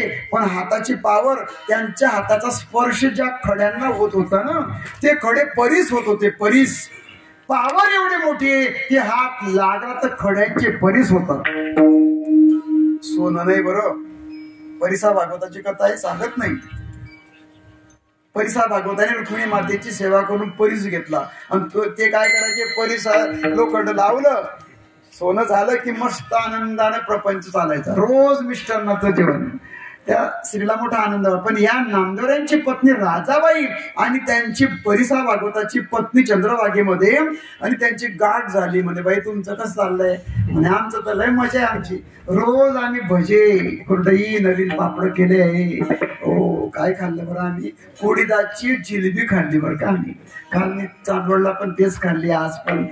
सगळं म्हणे आमच्या घरी भजे, कुरडई, पापड. आता काय सण गेला, गुढी पाडवा गेला, पूर्णाच्या पोळ्या आहे, मांडे आहे वगैरे, सगळं आमचं चांगलं आहे. आमचे बंगले आहे मोठे मोठे, गाड्या घोड्या, सगळं कसं काय? अगदी आनंदात. म्हणजे तुमचं कसं काय? नामदेवरांच्या पत्नीला चाललं. म्हणे आमचं बाई, आमचं ध्यान काय करतं? म्हणजे राजाबाई म्हणतात हे आमचे घरचे विणा घेतात, चिपड्या घेतात आणि मंदिरात जातात आणि बस 12 वाजेशिवाय येत नाही. तोपर्यंत मी चुलीवर काय टाकू, घरात किराणा आहे का नाही, काहीच पाहत नाही. मग देवाने काय करावं? एकदा राजाबाई देवाशी भांडल्या राजाबाई गोणाबाई संवाद आहे, गोणाई भगवंताचा संवाद आहे, राजाबाई आणि विठ्ठलाचा संवाद आहे. अहो माझ्या पतीला काहीतरी सांगा, काम धंदा करायचं, चिंता करायची. देवाने काय केलं, सावकाराचं रूप घेतलं, एका मुनिमाचं घेतलं आणि गोणीभर काय असेल सगळा किराणा दिला टाकून. कोण आहे म्हणे, मी वाणी आहे किंवा सावकार आहे. काय नाव म्हणे, अनंत केशव शेठ आहे. सांगा म्हणे, आमचे मालक आहे तर काय सांगू, अहो मी त्यांचा नोकर समजा, केशव शेठ आहे आणि तुम्ही हे सर्व घेऊन टाका. म्हणे आमच्याकडे एवढे पैसे नाही, तुम्ही काय चिंता करता. थोडा गोणीभर सामान आणला, तिनं सोडून पाहिलं डाळ गुड वगैरे सर्व. त्या दिवशी पूर्णाचा स्वयंपाक केला. मंदिरातून आले, भज्यांचा सुगंध. म्हणे आपल्या घरात भजी, आपल्या घरात पूर्णाच्या पोळ्या, काय झाला आज, कुठून माल आला, पैसा आला कुठून. घरात आले, किचन मध्ये स्वयंपाक रूम मध्ये गेले. काय म्हणे, काहीच बोल नका, हातपाय धुवून जेवायला बसा. अरे हे आणलं कुठून ते सांगा. नामदेव महाराज म्हणतात, तुम्ही एक तर कमवत तर काही नाही, तुम्ही नाही कमवणं तर तुम्हाला माहित नाही, गिळायचं तेवढं गिळा. मी आणते इकडून तिकडून तिकडून आणते. 14-15 लोक घरामध्ये, 15 लोक घरात असताना तुम्ही 1 रुपया कमवून आणत नाही. आणि आणलं कुठून, तर कुठून आणलं, कोणी आणलं, काय चौकशा करतात. म्हणे मला सांग पहिल्यांदा. म्हणे कोणी आला होता, केशव शेठ. म्हणे कोणता केशव शेठ, तुमचंच आहे म्हणे, तो त्याचं लय कर्ज आहे. तुमचं त्याच्यावर कर्ज आहे म्हणे. माझं कर्ज, अरे माझ्याकडे फुटकी कवडी नाही आहे, माझं कसं काय कर्ज. नाही ते सांगून गेले तुम्ही या. म्हणे मग हे केशव शेठ डोळे बंद केले, हा तर माझाच केशी राजा आहे. म्हणे अंत काय म्हणे, हे बघा सगळं किराणा डाळ गुड सगळं दिलं, ब्राह्मणांना वाटून दिलं. म्हणे आज स्वयंपाक हा बी दिला वाटून, तयार पोळ्या. हो काय खीर होती आमची आजची, गावरान तूप टाकलं होतं बरं का. जिथे जेवण झालं ना आमचं, गावरानी तूप होतं. आता गावरान तुपाची खीर देईल का मी कोणाला, सांगा बरोबर. नामदेवांनी सगळं वाटून दिलं. म्हणे आपलं काय चटणी भाकरी. सांगायचा मुद्दा, पैस घेतला त्या बाईकडनं. म्हणजे एक रात्रभर घेऊन जाय, फक्त काय लावायचं लावून घ्या, जा तुम्ही श्रीमंत होऊन. नामदेवरायांचं तसंच झालं एका वेळेस. आणि मग तो परिसाचं पुन्हा सोनं केलं, पुन्हा घमघमाट, पुन्हा तो परीस. म्हणे हा परीस आणलाय, कसा काय असतो परीस, घेतला दिला फेकून चंद्रभागेत. भांडण झालं, जास्त सांगत नाही. परिसा भागवत आले, माझा परीस पाहिजे, चाल चंद्रभागेमध्ये. चंद्रभागेत गेले, बुडी मारली, आंघोळ केली आणि खडे घेतले एवढे, आणि हे घे म्हणे. एकच खडा घ्यायचो फक्त, जास्त नको घेऊ. एक खडा घ्यायचा आणि तुझं काय एखादी लोखंड लाव, परीस होऊन जाईल. तुम्ही का मला वेडे समजता का म्हणे, दगडाचे पुढे. अरे तू जास्त बोल नको. पूर्ण वाळवंट नामदेव महाराजांनी परीस करून टाकलं होतं. ते खडे, त्या खड्यांना लोखंड लागलं की परीस होत होता, ही अनुभूती आणून दिली. मुद्दा माझा एवढाच आहे फक्त, ज्यांचे हात लागले तिथे खड्यांचे परीस होतात, पण त्यांच्या बायकोला चुलीवर काय टाकावा प्रश्न आहे. विठलो विठलो.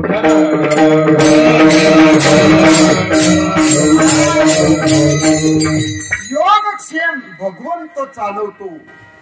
एखाद्याला विचारलं का तुमचा योगक्षेम कसा काय चाललाय, म्हणे एकदम मजेत आहे. पण हे 2 शब्द आहे बरं का, योग अधिक क्षेम. योग म्हणजे प्राप्त होणं. एखादी वस्तू आपल्याकडे नाहीये, तिचा योग येणं. आज आला बा तुमचा योग आमच्या घरी, म्हणजे तुमची आपली काय झाली, भेट झाली असं आपण म्हणतो. पण आता मी जर तुमच्या घरी आलो, मी आता इथेच राहील का 12 महिने, असं होऊ शकत नाही. वस्तू प्राप्त व्हावी, पण तिचा क्षेम झाला पाहिजे. श्रीमंती मिळाली, पण ती श्रीमंती टिकली पाहिजे. योग शब्दाचा वेदांतामध्ये असा अर्थ आहे, अप्राप्तस्य प्राप्त हा योग. जे मिळत नाही ते मिळालं म्हणजे योग, आणि जे मिळालं ते टिकलं पाहिजे. प्राप्तस्य परिपालना क्षेम, परिपालन झालं पाहिजे. या अभंगामध्ये महाराज म्हणतात की मला तुझा विसर पडू नये, ही क्षेमाची मागणी. विठलो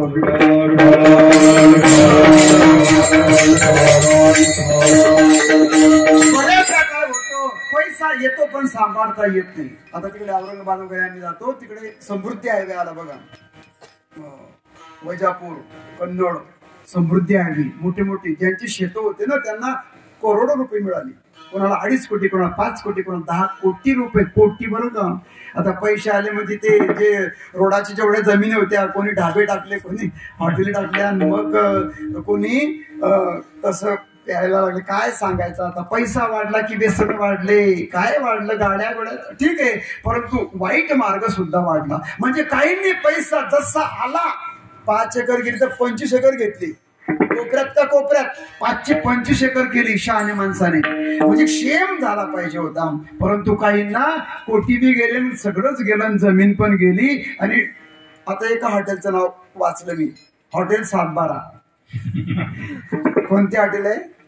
712. मी थोडा विचार केला, का म्हणजे नाव असं कसं काय? म्हणे याचा 712 कोरा झाला. 712 जमीन किती होती म्हणे? फक्त 1 हेक्टर जमीन होती म्हणे, आणि ती 1च्या 1 रोडात गेली. तो म्हणे बेट्या हो, मी माझा 712 कोरा केलाय, आता हॉटेलचं नावच ठेवतो 712. तुमचे सगळ्यांचे, तुमचे नाही, तुमचे बी कोरे करेल तरच राहील. हॉटेलचं नाव 712.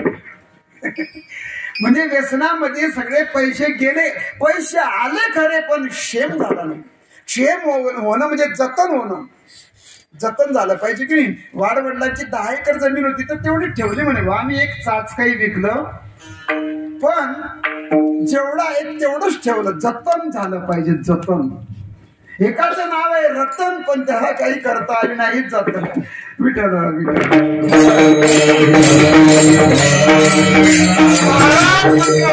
हेच दान देगा देवा,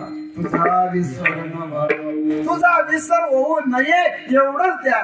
देवाने हात कपाळावर मारून घेतला. का हो महाराज, तुमचं तर चिंतन चालू दे. तुम्हाला माझा विसर पडला कधी?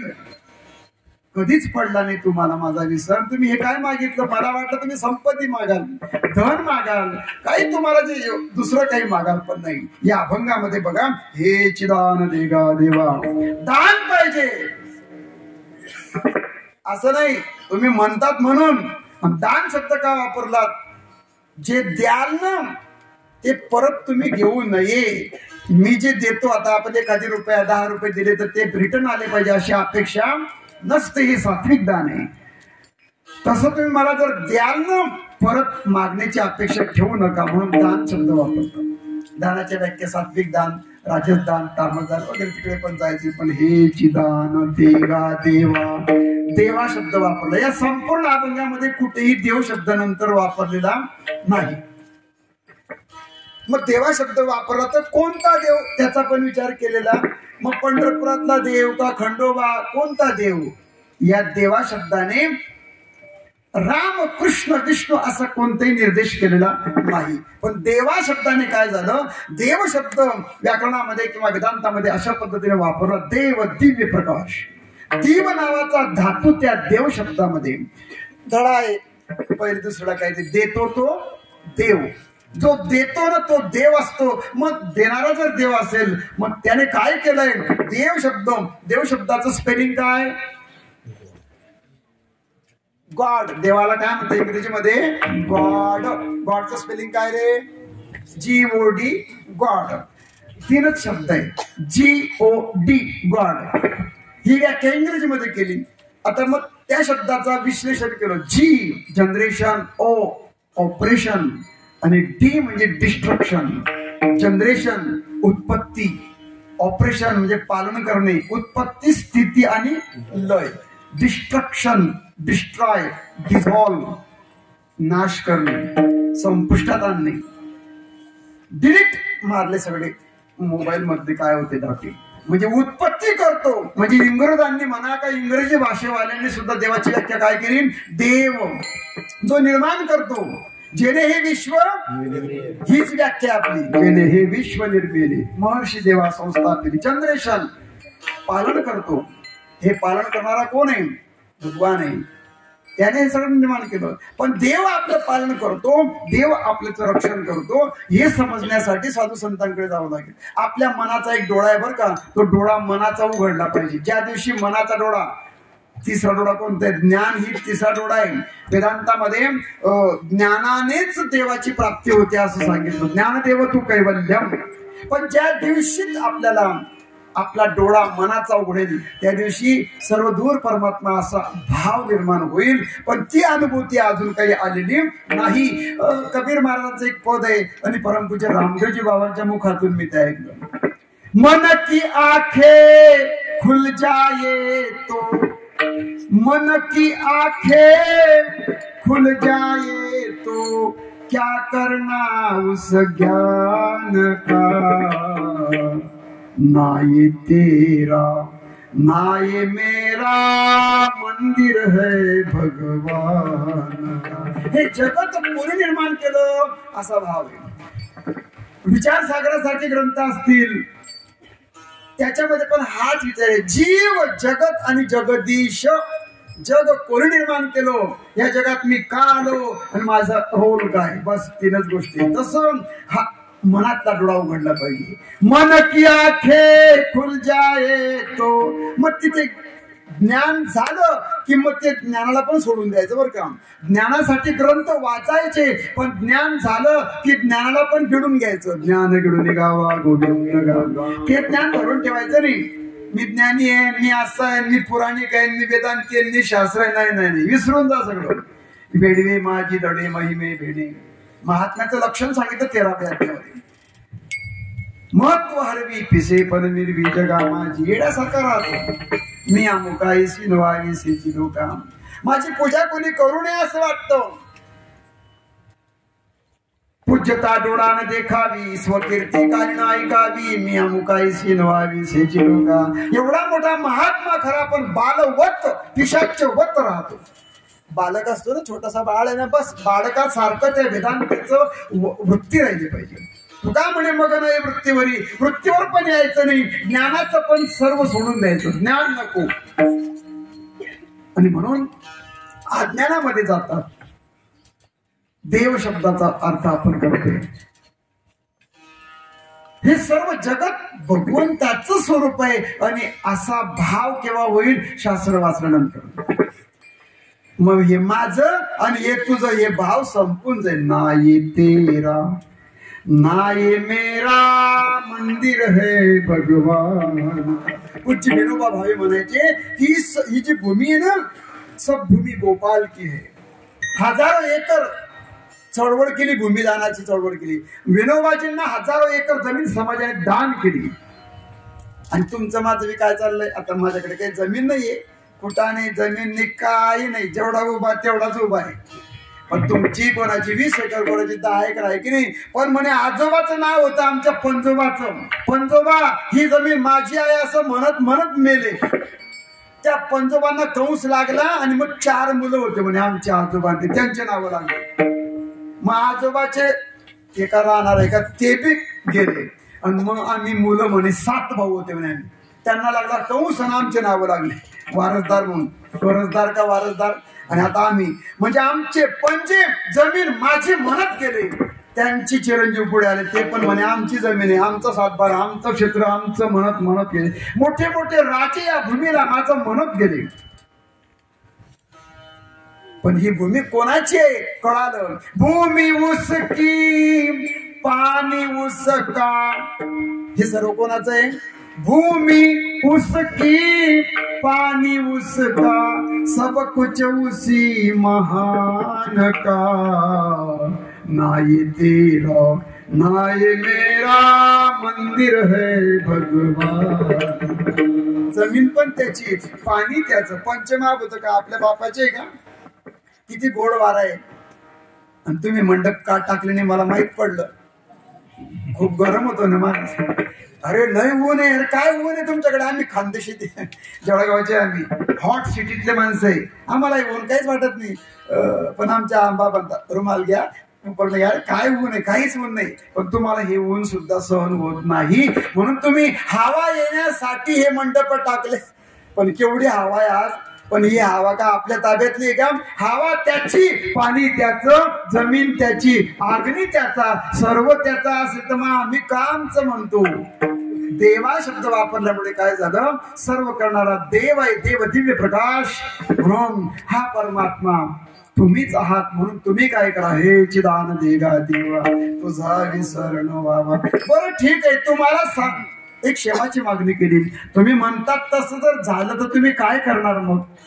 गुण गाईन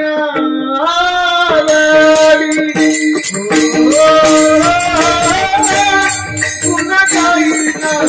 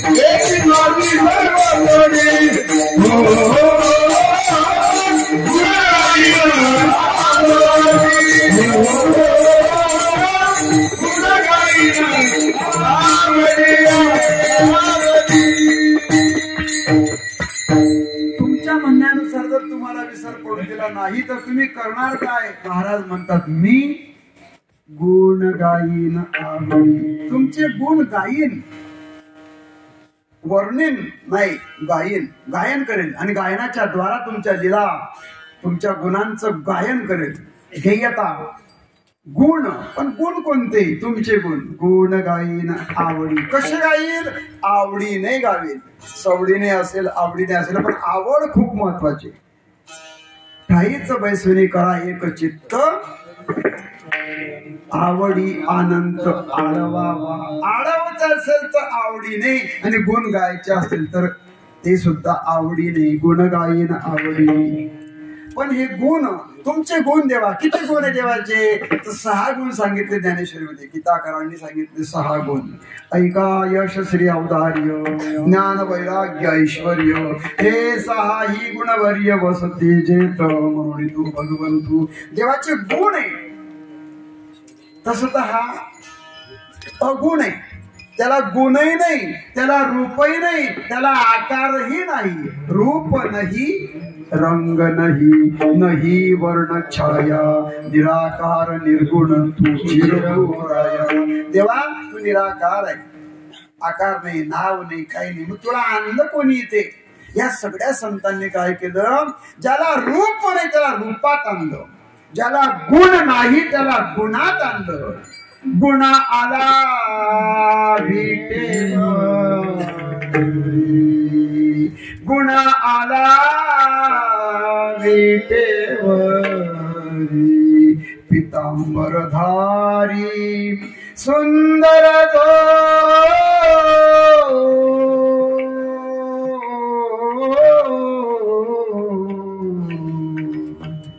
गुणाला विटेवरी. लागे विट्या गुणाला. जो गुणात नव्हता तो गुणात आला. गुणाला विटेवरी. कसा आहे तो? पितांबरधारी सुंदर तो मोठा गुन्हा होता पण तो गुणात आला. रूपात नव्हता. आणीला कोणी आणला? आणीला ती रूपा बळी करोणी खडे हरिदासी. आणि तो आकारामध्ये आला म्हणून सोपा झाला. आला नावा रूपा तुका म्हणे झाला सोपा. पण असा परमात्मा कसा आहे तो? गुण. त्याचे गुण मी गाईन. आता गुण आहे, पहिलाच गुण आहे ऐका. ऐका महाराज म्हणतात यश. यश हा देवाचा गुण आहे. काही माणसं यशस्वी होतात जीवनामध्ये, काही करा. यश राजकारणामध्ये यश, शेतीमध्ये यश, व्यापारात यश. समजून जा देवाने यश या गुणाच्या द्वारा कृपा केली. काही माणसाचं नावच विजय असं ठेवलं, काहीचं नाव यश, काहीचं सुयश. यश देवाचा नाव. देवाला अपयश माहितीच नाही कोणत्याही राक्षसावरती. रावण असतील, कुंभकर्ण असतील, काय असू द्या, जे असतील ते असतील, प्रत्येक असुरांवरती जर विजय कोणी मिळवला असेल तो देवाला पराजय माहित नाही. ऐका यश. ज्ञानोबराजने कविता देतात, प्रणवाची पेटी झाले शब्द ब्रह्म माझी ठे. आता माझी ठे शब्दाचा अर्थ काय? जेव्हा ही ओवी आली काम नाही करत आपलं डोकं. माझीटे म्हणजे काय? ज्ञानेश्वरीमध्ये शब्दकोश आहे शेवटी. तर माझीटे शब्दाचा अर्थ निघाला वस्त्र. प्रणवाचे पेटे झाले शब्द ब्रह्म माझीठे. या शब्द ब्रह्मावरती त्या ब्रह्माला एक वस्त्र, त्या वस्त्राने झाकून टाकवं. पण देव एवढा मोठा व्यापक होता. आता उद्याच्या दिवशी काल्याच्या कीर्तनामध्ये एखाद्या डिला येते बघा, देवाला बांधायला लागली आई यशोदामय्या, 2 बोट दोरी कमी पडायची, पुरी दावे आणले, कुठे काय होते. आणि जर ते आता एवढं झालं 1 2 3 2000 दावे एकमेकाला बांधून तेव्हा समजलं पाहिजे. पण देवाने काय केलं, वैष्णवी माया आणि एक आपली व्यापन टाकली, अशी कळत नाही काय परमात्मा आहे. पण जेव्हा ते कळालं होता एवढाच आहे फक्त की यश या गुणाला झाकून टाकण्यासाठी ओंकाराचं वस्त्र, पण ते एका यश या गुणात झाकू शकले नाही. अशी एक नाही 6 गुण आहे. आणि ते 6च्या 6 गुणांचा विचार आपण आता करू शकत नाही आपण. ऐका, यश श्री, श्री म्हणजे लक्ष्मी पायाजवळ आहे. ज्याच्या पायाजवळ लक्ष्मी, त्या लक्ष्मीकडे सुद्धा भगवान पाहत नाही. समुद्रामधून प्रगट झाल्या त्या सगळ्यांनी असं वाटलं की आमच्या गळ्यात माळ घालतील, परंतु भगवंताजवळ आली ना, देवानं इकडे तोंड होतं तिकडे फिरून येतो. लक्ष्मी मातेला वाटलं अरे माझ्यासाठी सगळ्यांच्या नजरा बघा कशा असुसल्या. प्रत्येकाला वाटतं मी श्रीमंत झालो पाहिजे, आणि यांना असं वाटतं मला तुझी सुद्धा गरज नाही. पाय धुवावयाच्या दैवा पात्रता आली आणि पायाजवळ लक्ष्मी आली बरं का. म्हणजे यश श्री औदार्य. उदार, किती उदार. दूध मागितलं वाटीभर, समुद्र देऊन टाकलं एवढा उदार. माता दूध दे म्हणतली यासाठी, अवघ्याची श्राद्धीची करुणी वाटी, उपमन्यू पुढे दुर्जटी ठेविली जैशी. असा भगवान उदार आहे. उदार तू हरी ऐसी कीर्ती चराचरी, अनंत हे थोरी गरज ताती पवारे. अनंत हे थोरी गरज ताती पवारे, अनंत हे थोरी गरज ताती पवारे. उदार तू हरी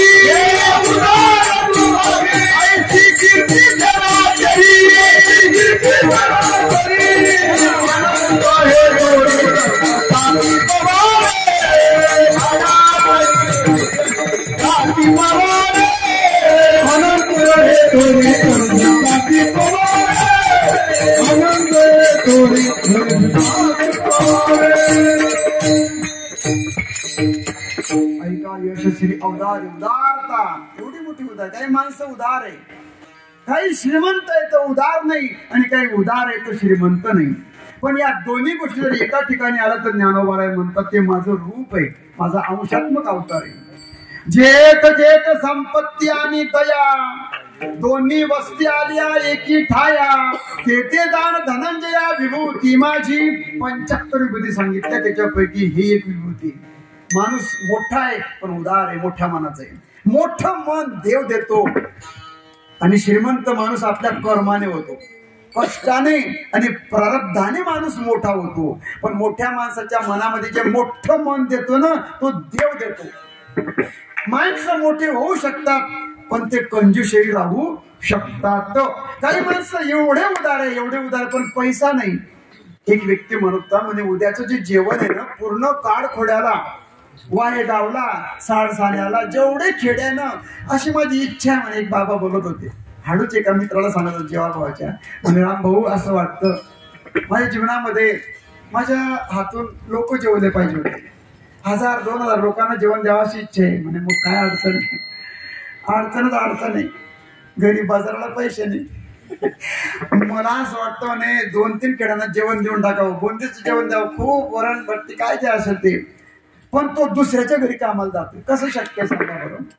जो दुसऱ्याच्या घरी काम करतो, सालदारी करतो, नोकर करतो, शेती काम करतो, त्याच त्याला खायची पंचायत आहे, झोपडीवाला घर आहे, मग तो कसं काय जेवण देणार? पैसा नाहीये पण उदारत आहे, मन मोठं आहे, झोपडीमध्ये मन मोठं आहे. असो, संपत्ती आणि दया हे सर्व आलं पाहिजे, पण येत नाही. पण महाराज म्हणतात हे सर्व लक्ष्मी असेल, उदारता असेल, ऐका यशस्वी अवतारी. ज्ञान वैराग्य ऐश्वर हे सगळे माझे गुण आहे, आणि त्याचं मी वर्णन करतो. गुण गायन आवडी, आणि हे तुमचे गुण गाणं हेची माझी सर्व जोडी.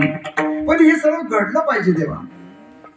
पण भक्तीमध्ये जर कोण प्रतिबंध करत असेल तर दोन गोष्टी प्रतिबंध करतात. भगवान म्हणतात दुसरं काही मागा म्हणे, बघा तुम्ही मला काही सांगू नका. न लगे मुक्ती, न लगे संपदा. न लगे क्रियापद दोन ठिकाणी लावून घ्यायचं. न लगे मुक्ती आणि संपदा. संत संग देई सदा. प्रतिबंध जर कोणाचा असेल तर मुक्त होण्यामध्ये महाराजांनी तिसऱ्या चरणामध्ये सांगितलं की मला मुक्ती पण नको, मोक्ष तुमचा देवा तुम्हा दुर्लभ तो ठेवा. काही लोक मोक्षासाठी भक्ती करतात पण तुमचा मोक्ष आम्हाला नको. मोक्ष तो मोक्षाची ते आम्हा नाही अवघड. ऐकाच आहे तो आमच्या, आम्हाला मोक्षाची एवढी म्हणजे गरज नाहीये म्हणण्यापेक्षा मोक्ष आम्हाला प्राप्तच आहे, तो प्रयत्नाने आम्हाला मिळवायचा नाही. कशासाठी मुक्त व्हायचं म्हणजे मुक्ती का नको तुम्हाला? कोण मुक्त? मुक्त होणं म्हणजे काय? जो भक्त आहे तो जर मुक्त झाला तो देवरूप झाला. देवाच्या स्वरूपामध्ये विलीन झाल्यामुळे काय झालं? देव आणि भक्त हे नातं म्हणण्यापेक्षा द्वैत भाव संपून गेला. आणि भक्ती करायची असेल, नामस्मरण करायचं असेल तर द्वैत लागतं. द्वैत दोन असल्याशिवाय भक्ती होत नाही. दोन गोष्टी एकमेकांवर जर आदळल्या, टाळी वाजवायची तर काय करावं लागेल? एक हात दुसऱ्या हातावर आवाज केव्हा आला? आदळल्यानंतर आघात, त्याला म्हणतात आहातनाद आणि अनाहत नाद. द्वैत जोपर्यंत आहे तोपर्यंत काला, तोपर्यंत कीर्तन, तोपर्यंत भक्ती. म्हणून महाराज म्हणतात की मी भक्त पाहिजे आणि तू देव पाहिजे. मी भक्त तू देव ऐसे करी. तू देवच राहा आणि मी भक्तच राहतो तरच भक्ती होईल. आणि मी जर समजा भक्ती करता करता भगवंत होऊन गेलो तर मग आपलं काय जमणार आहे? कोण कोणाची भक्ती करेल? म्हणून मला तसं पण नको. मला हा जो वारकरी संप्रदाय आहे ना, हा द्वैताकडून अद्वैताकडे जाणार आहे. कशात जाणार आहे? हा द्वैताकडून अद्वैताकडे. आता द्वैत म्हटलं की दुःख. द्वैत म्हणजे दोन, जिथे दोन पण आहे. आपलं फरक, हा माझा बाप, हा त्यांचा बाप, हे माझं घर, हे त्यांचं घर, ही माझी जमीन, ही त्यांची जमीन, ही माझी मावशी, ही त्यांची. म्हणजे द्वैत आलं की दुःख आलं. जितकं द्वैत तितकं दुःख. पण हे दुःख जाईल. पण हे विश्वची माझी घर ऐसी मती जयाची स्थिर. हे विश्व, हे भिंती पडून गेल्या म्हणून चराचर आपण झालो. चर आणि अचर चालणारा पण भगवान मीच चालू. चर जगत आणि अचर जगत, जे चालतं ते पण मीच आहे आणि जे स्थावर आहे, जे हालत नाही ते सुद्धा मीच आहे. किंबहुना चराचर आपण झाला. आणि हा भेदभाव गेल्यामुळे काय झालं? आता द्वैत संपलं. हो, आणि म्हणून काय बरं अभंग आठवला पाहिजे.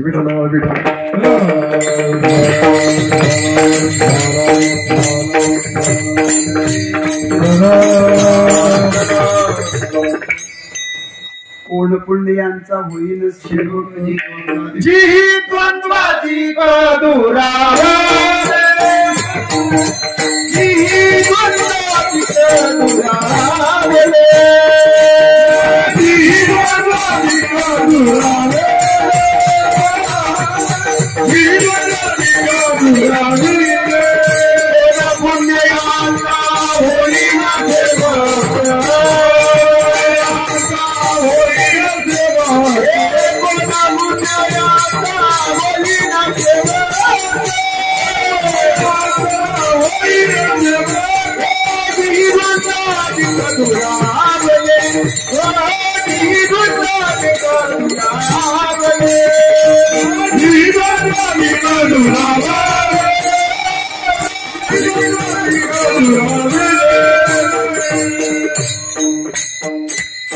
पुण्यांचा होईल सेवक. पुण्यांचा होईल सेवक जी ही द्वंद्व अधिक दुराविली.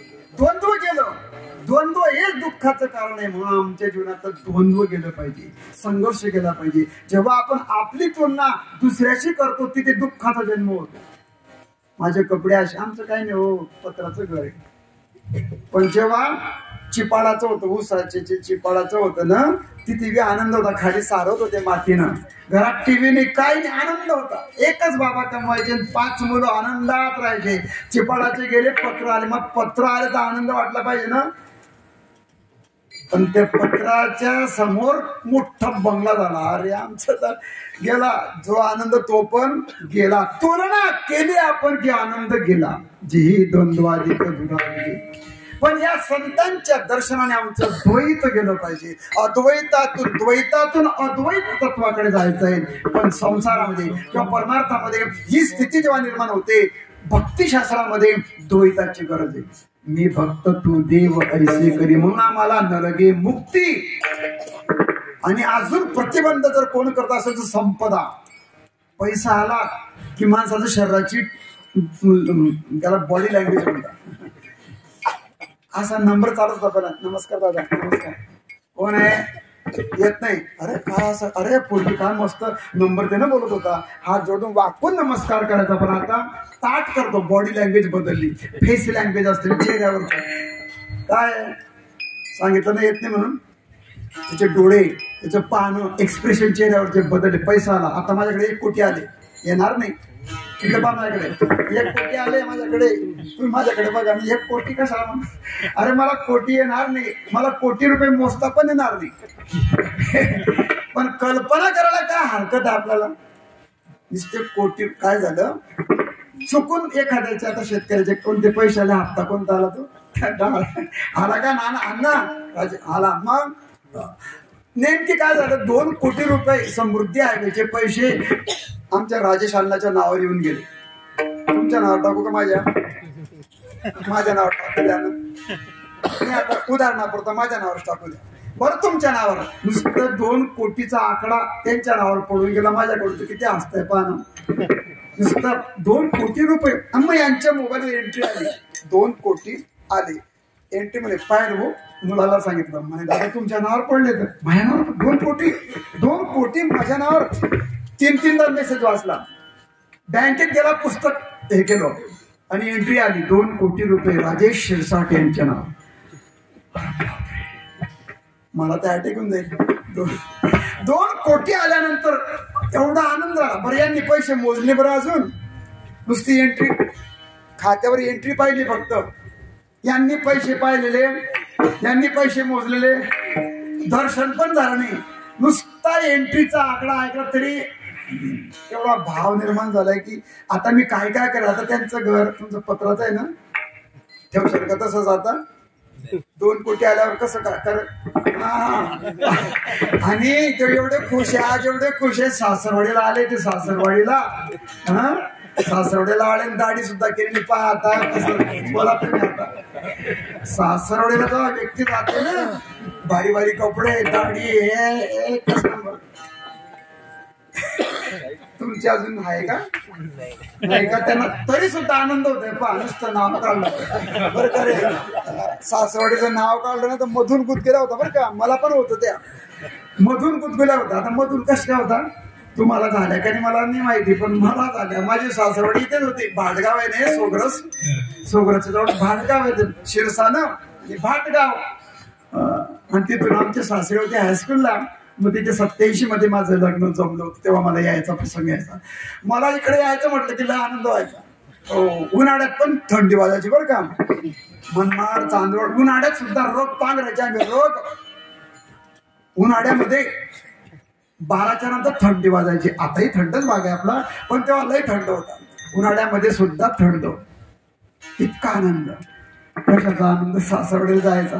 आता सासरवडीला का आले आपण? 2 कोटी रुपये घेऊन आले तुम्ही, लक्षात ठेवा. नुसती एंट्री पाहिजे तेवढा आनंद होतो. सगळंच बदलतं माणसाचं. आणि पैसा आला तर त्या अशा आलेच, तर त्या आमच्या गाडीत आले. आता मी पण दुसऱ्याच्या गाडीत आलोय बरं का. आणि ज्यांची गाडी आणली ते घरी आहे आणि आम्ही त्यांची गाडी घेऊन आलोय. तरी आम्हाला असं वाटतं, आम्ही हात बाहेर काढून आम्हाला असं वाटतं गाडीत आलोय आम्ही. अरे तुझी गाडी नाहीये दादा, ते तुला आणलंय बसवली ते कीर्तनापुरतं. तू त्या गाडीचा एवढा काही असं अहंकार घेऊ नको. आता गाडी जर माझी नसेल तर मला त्या गाडीचं काही तादात्म्य आहे का? नाही. पण माझी गाडी 2 कोटी जेव्हा येतील तेव्हा मी असं येणार आहे का एसटीने? रेल्वेने येणार आहे की मी 65 रुपयात नाही येऊ शकत. माझ्या गाडीमध्ये येईल. आता कीर्तनकारांनी गाड्या घेतल्या, आता काय घेतल्या माहिती नाही मला, जाऊ द्या. पण तो भार तुमच्यावर पडतो असं मला वाटतंय.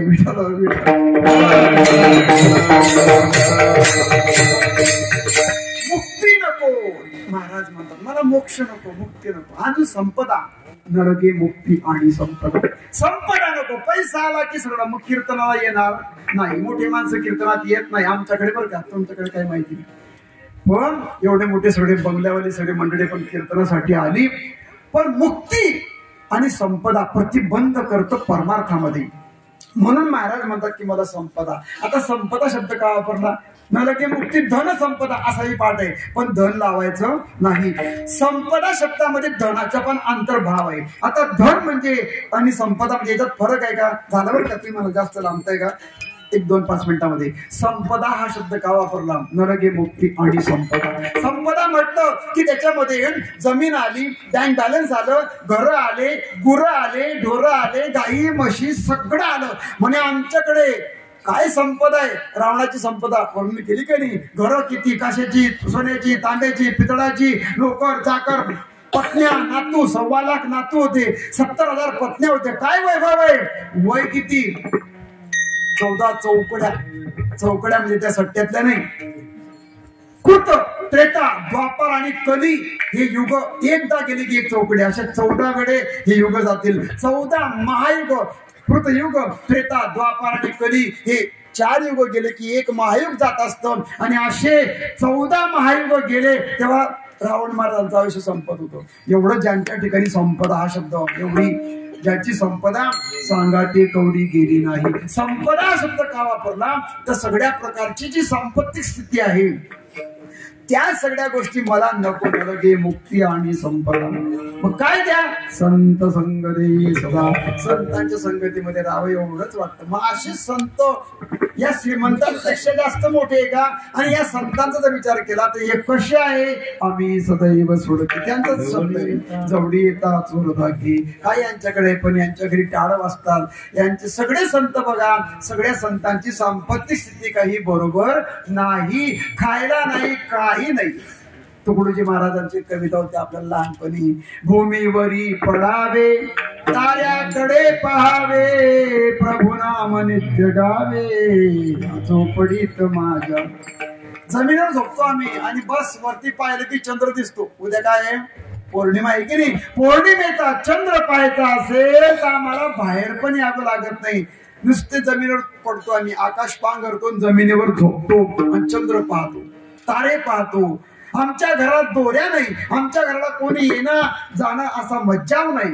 येता तरी सुखे या, जाता तरी सुखे जा, दारास नाही दोऱ्या, या झोपडीस माझ्या. महाले आणि तिजोऱ्या त्यातून होती चोऱ्या, दारास नाही दोऱ्या, या झोपडीस माझ्या. ही संतांची स्थिती असताना त्यांचा संग तुम्ही का मागतात आहे? पण संतांच्या संगतीमध्येच आपलं कल्याण आहे. म्हणून आता तेवढं मला सांगायचं, वेळ संपला. ते संत कोण, ते कसे असतात वगैरे वगैरे. संत संगती का मागतात? नरके मुक्ती आणि संपदा. संत संगती सदा. आणि एवढं जर तुम्हाला दिलं तर मला जन्म मिळाला तरी मला दुःख वाटणार नाही. अभंगाचा शेवट. तुका मने गर्भ, तुका मने गर्भ,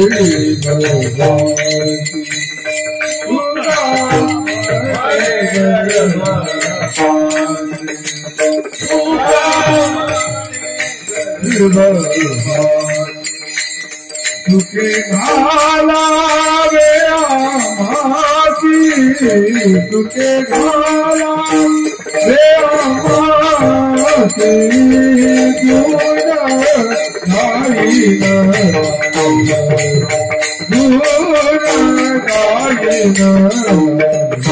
तुके घालावे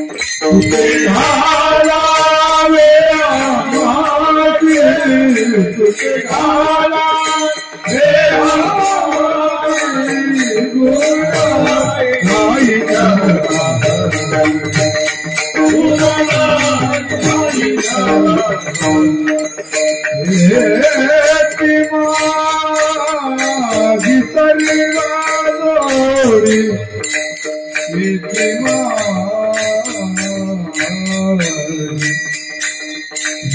माझी सर्व जोडी,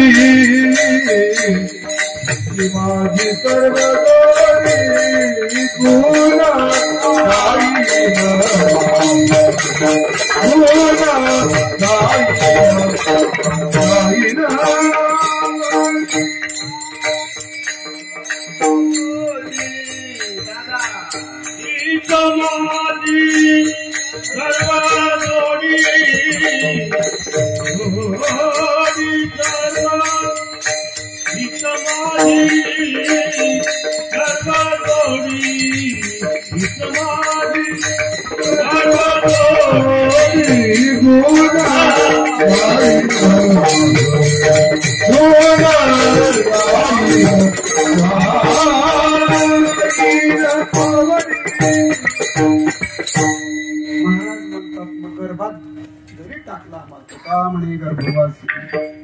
सुखाना आमची तयारी जाण्याची.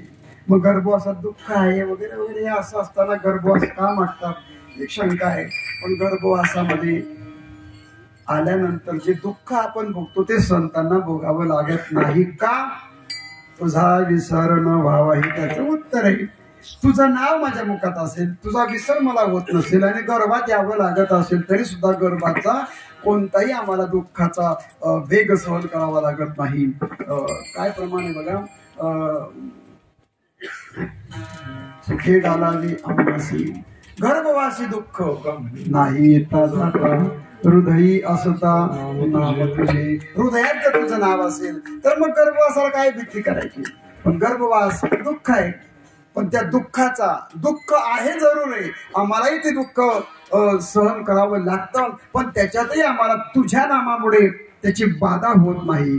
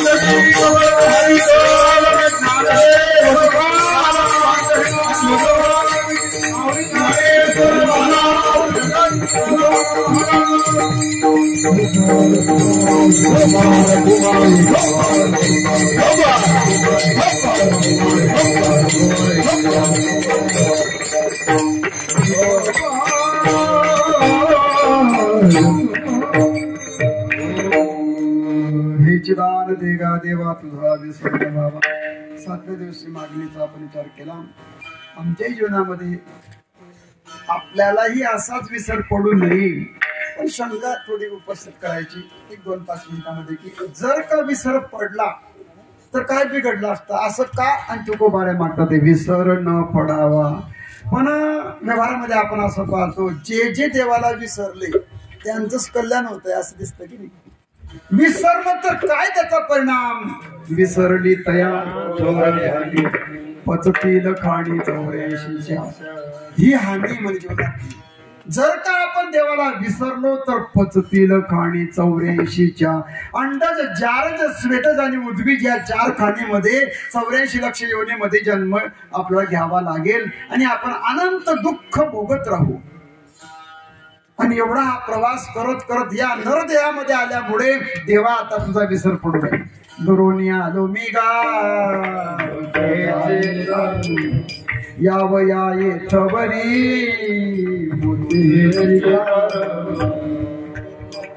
दुर्लभ भेटी तुम्हा विनवितो तुका संता दोन्ही कर जोडोने जाते हो दान करा जाते सुंदर. सगळ्यांचे काकडे पाठ आहे, मला एवढा वाटतो सगळ्यांचा नाट पाठ आहे 25-25 40 सगळे काकडे सगळ्या मालिका पाठ आहे. एवढ्या दुरून आम्ही आलो खूप दुःख झालं. दुरून आलो निघा दुःख झाले दारुण यावया इथपर्यंत येण्याचं हेच कारण होतं की संतांचं दर्शन झालं पाहिजे. यावया येथवरी होते हेचे कारण. ही दुर्लभ भेट या संतांची व्हावी. आणि मी संत विनवितो तुका संता. दोन्ही हात जोडून माझी एवढीच विनंती देवालाही संतांनाही की आम्हाला विसर पडू नये. पण विसरली त्या थोर झाली हानी. ही हानी जीवनामध्ये. आता हानी छोटी का मोठी हे ज्याच्या दृष्टिकोनावर अवलंबून आहे. एक मुलाला 3ऱ्या क्रमांकात पास झाला. वर्गात 3रा नाही, पूर्ण कॉलेजमध्ये म्हणा हायस्कूलमध्ये 3रा आला. तरी तो रडायला लागला. म्हणजे काय रडतो कशासाठी? म्हणजे मी एवढा अभ्यास केला होता, पहिल्या नंबरात पास होणार होतो, तो 3रा आला, त्याचं मला दुःख होत. आणि तेवढ्यात एक जण आला पेढे वाटत वाटत, मुलगा. तो म्हणे घ्या पेढे. म्हणे तुला किती पडले? म्हणे मला 35%. 35% वाला पेढे वाटतो. 3रा आलेला रडतो. म्हणे तू 35% पेढे वाटतोय पाय म्हणे. हा शिक याच्याकडून. म्हणे काय शिक? याची लायकीच 35%ची. मी एवढा रात्र दिवस अभ्यास करू, मला पहिलं यायचं होतं, 99% मार्क मिळवायचे होते, पण मी 90वर आलो. किंवा पॉइंट लोक जातात. मुलांना खूप त्रास आहे बरं का. ज्या स्पर्धा परीक्षा आहे बघा, पॉइंटवरती पॉइंट मायनस त्याला म्हणतो आपण. अगदी अर्ध्यापेक्षा पाव मार्काने सुद्धा रेल्वेची परीक्षा नापास झाला. सांगायचा मुद्दा मग ही हानी आहे. 3ऱ्या क्रमांक येणाऱ्याला हानी वाटते की माझे वर्ष वाया गेलं. जर का मला एवढे मार्क पडले असते तर मी या कॉलेजला नंबर लागला असता. पण ती हानी त्याला वाटते. पण 35 वाल्याला हानीच वाटत नाही. अजून एक उदाहरण. जो भिकाऱ्याच्या पोटी जन्माला आलाय, मागणाऱ्याच्या पोटी. आता जो मागणार आहे ते रेल्वेमध्ये पहा, एखादी छोटस बाळ असतं, ती आई कडेवर असते, कडेवर एक छोटस बाळ असतं. ते बाळ पण पैसे मागतं, ती आई पण पैसे मागते. पण त्या भिकाऱ्याच्या मुलाला पैसे मागण्याची लाज वाटत नाही.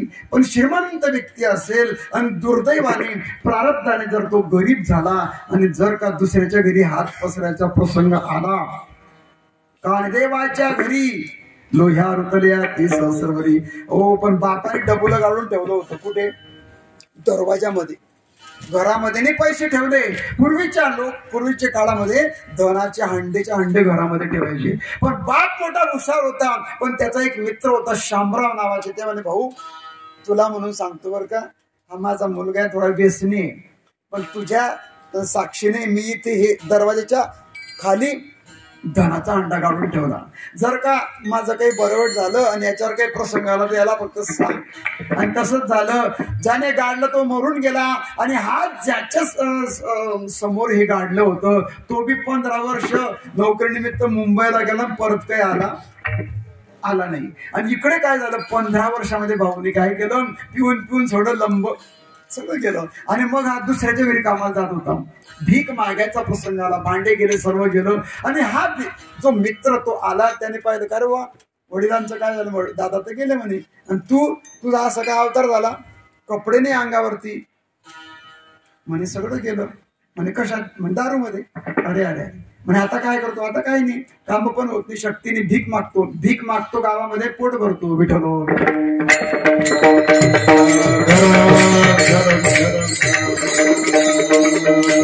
मग हा म्हणतो अरे भीक मागतो. वाईट झालं, घाबरू नको, आता मी आलोय. म्हणे काय कर? म्हणजे पावडाने कुदड घेऊन ये.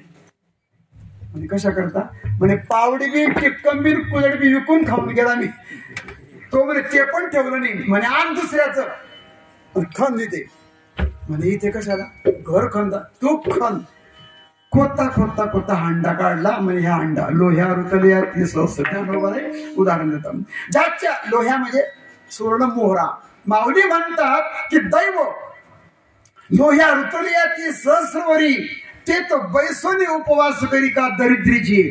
त्या मोरावरती बसून भीक मागून आणायचं आणि त्या मोरावरती बसून खायचं तुकडे बाशी. पण नशीब असं आहे की ते बदल. सांगायचा मुद्दा, हानी आणि लाज ही ज्याच्या वैभवावर अवलंबून असतो. महाराज म्हणतात की विसरली तया थोर झाली हानी 35 खाणी 84च्या. पण जे जे देवाला विसरले, जे देवा धर्म करत नाही, कीर्तनाला येत नाही, त्यांचं चांगलं देव करतो असं आपलं दिसतं. पारमार्थिकाच्या जीवनामध्ये दुःखामागे दुःख, दुःखामागे दुःख. हे कधी कीर्तनाला येत नाही म्हणे, पण यांचं बघा 12 एकर होती 22 एकर झाली आणि आमची 7 एकरची 2च एकर राहिली. कधी वारी टळली नाही का असं ही शोकांतिक आहे. पण महाराज म्हणतात की देवा विसरले त्यांचं कल्याण झालं असं दिसतं, पण इथे पारमार्थिक हानी एवढी मोठी आहे की 35 आणि 84च्या. म्हणून मला विसर पडू नये. पण ज्यांच्यामुळे हे कळाल त्यांचं चिंतन करायचं. ज्ञानेश्वर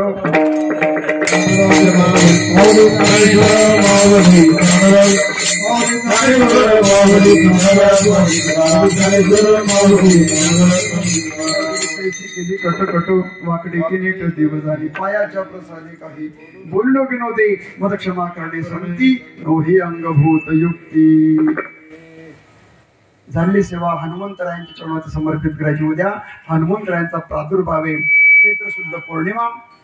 आणि अशा या हनुमंतरायांच्या चरणावरती माझे परमपूज्य सद्गुरू माऊली महाराज त्यांच्या चरणावरती समर्पित करायचे आणि या ठिकाणी सेवेला विराम द्यायचे.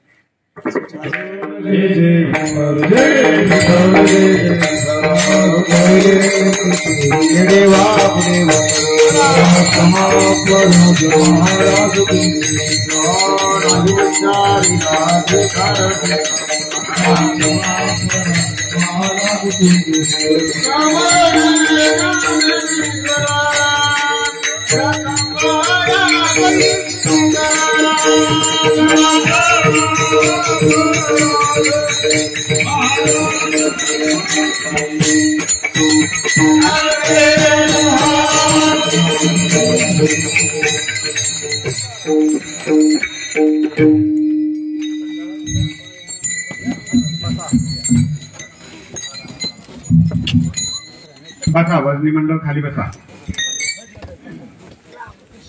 गेल्या 7 दिवसापासून आपल्या आठवडे गावामध्ये सुरू असणारा हा नामयज्ञ आणि आजच्या या 7व्या दिवसाची कीर्तन सेवा या ठिकाणी हरिभक्त परायण प्रभाकर महाराज शिंपी जळगावकर हे प्रथमच आपल्या गावामध्ये या ठिकाणी आले आणि कीर्तन सेवा या ठिकाणी सादर केली. महाराज आपल्या वाणीतून जे शब्द या ठिकाणी आम्हाला ऐकायला मिळाले, खरंच आम्ही आपलं भाग्य समजतो की आपण जागराच्या दिवशी या ठिकाणी आलात, आम्हाला उपकृत केलं आणि अत्यंत वेळेमध्ये हा कार्यक्रम या ठिकाणी संपवला. त्याबद्दल सर्व उपस्थितांच्या वतीने आपणास धन्यवाद देतो. आज या ठिकाणी महाराजांबरोबर बरीच पाहुणे मंडळी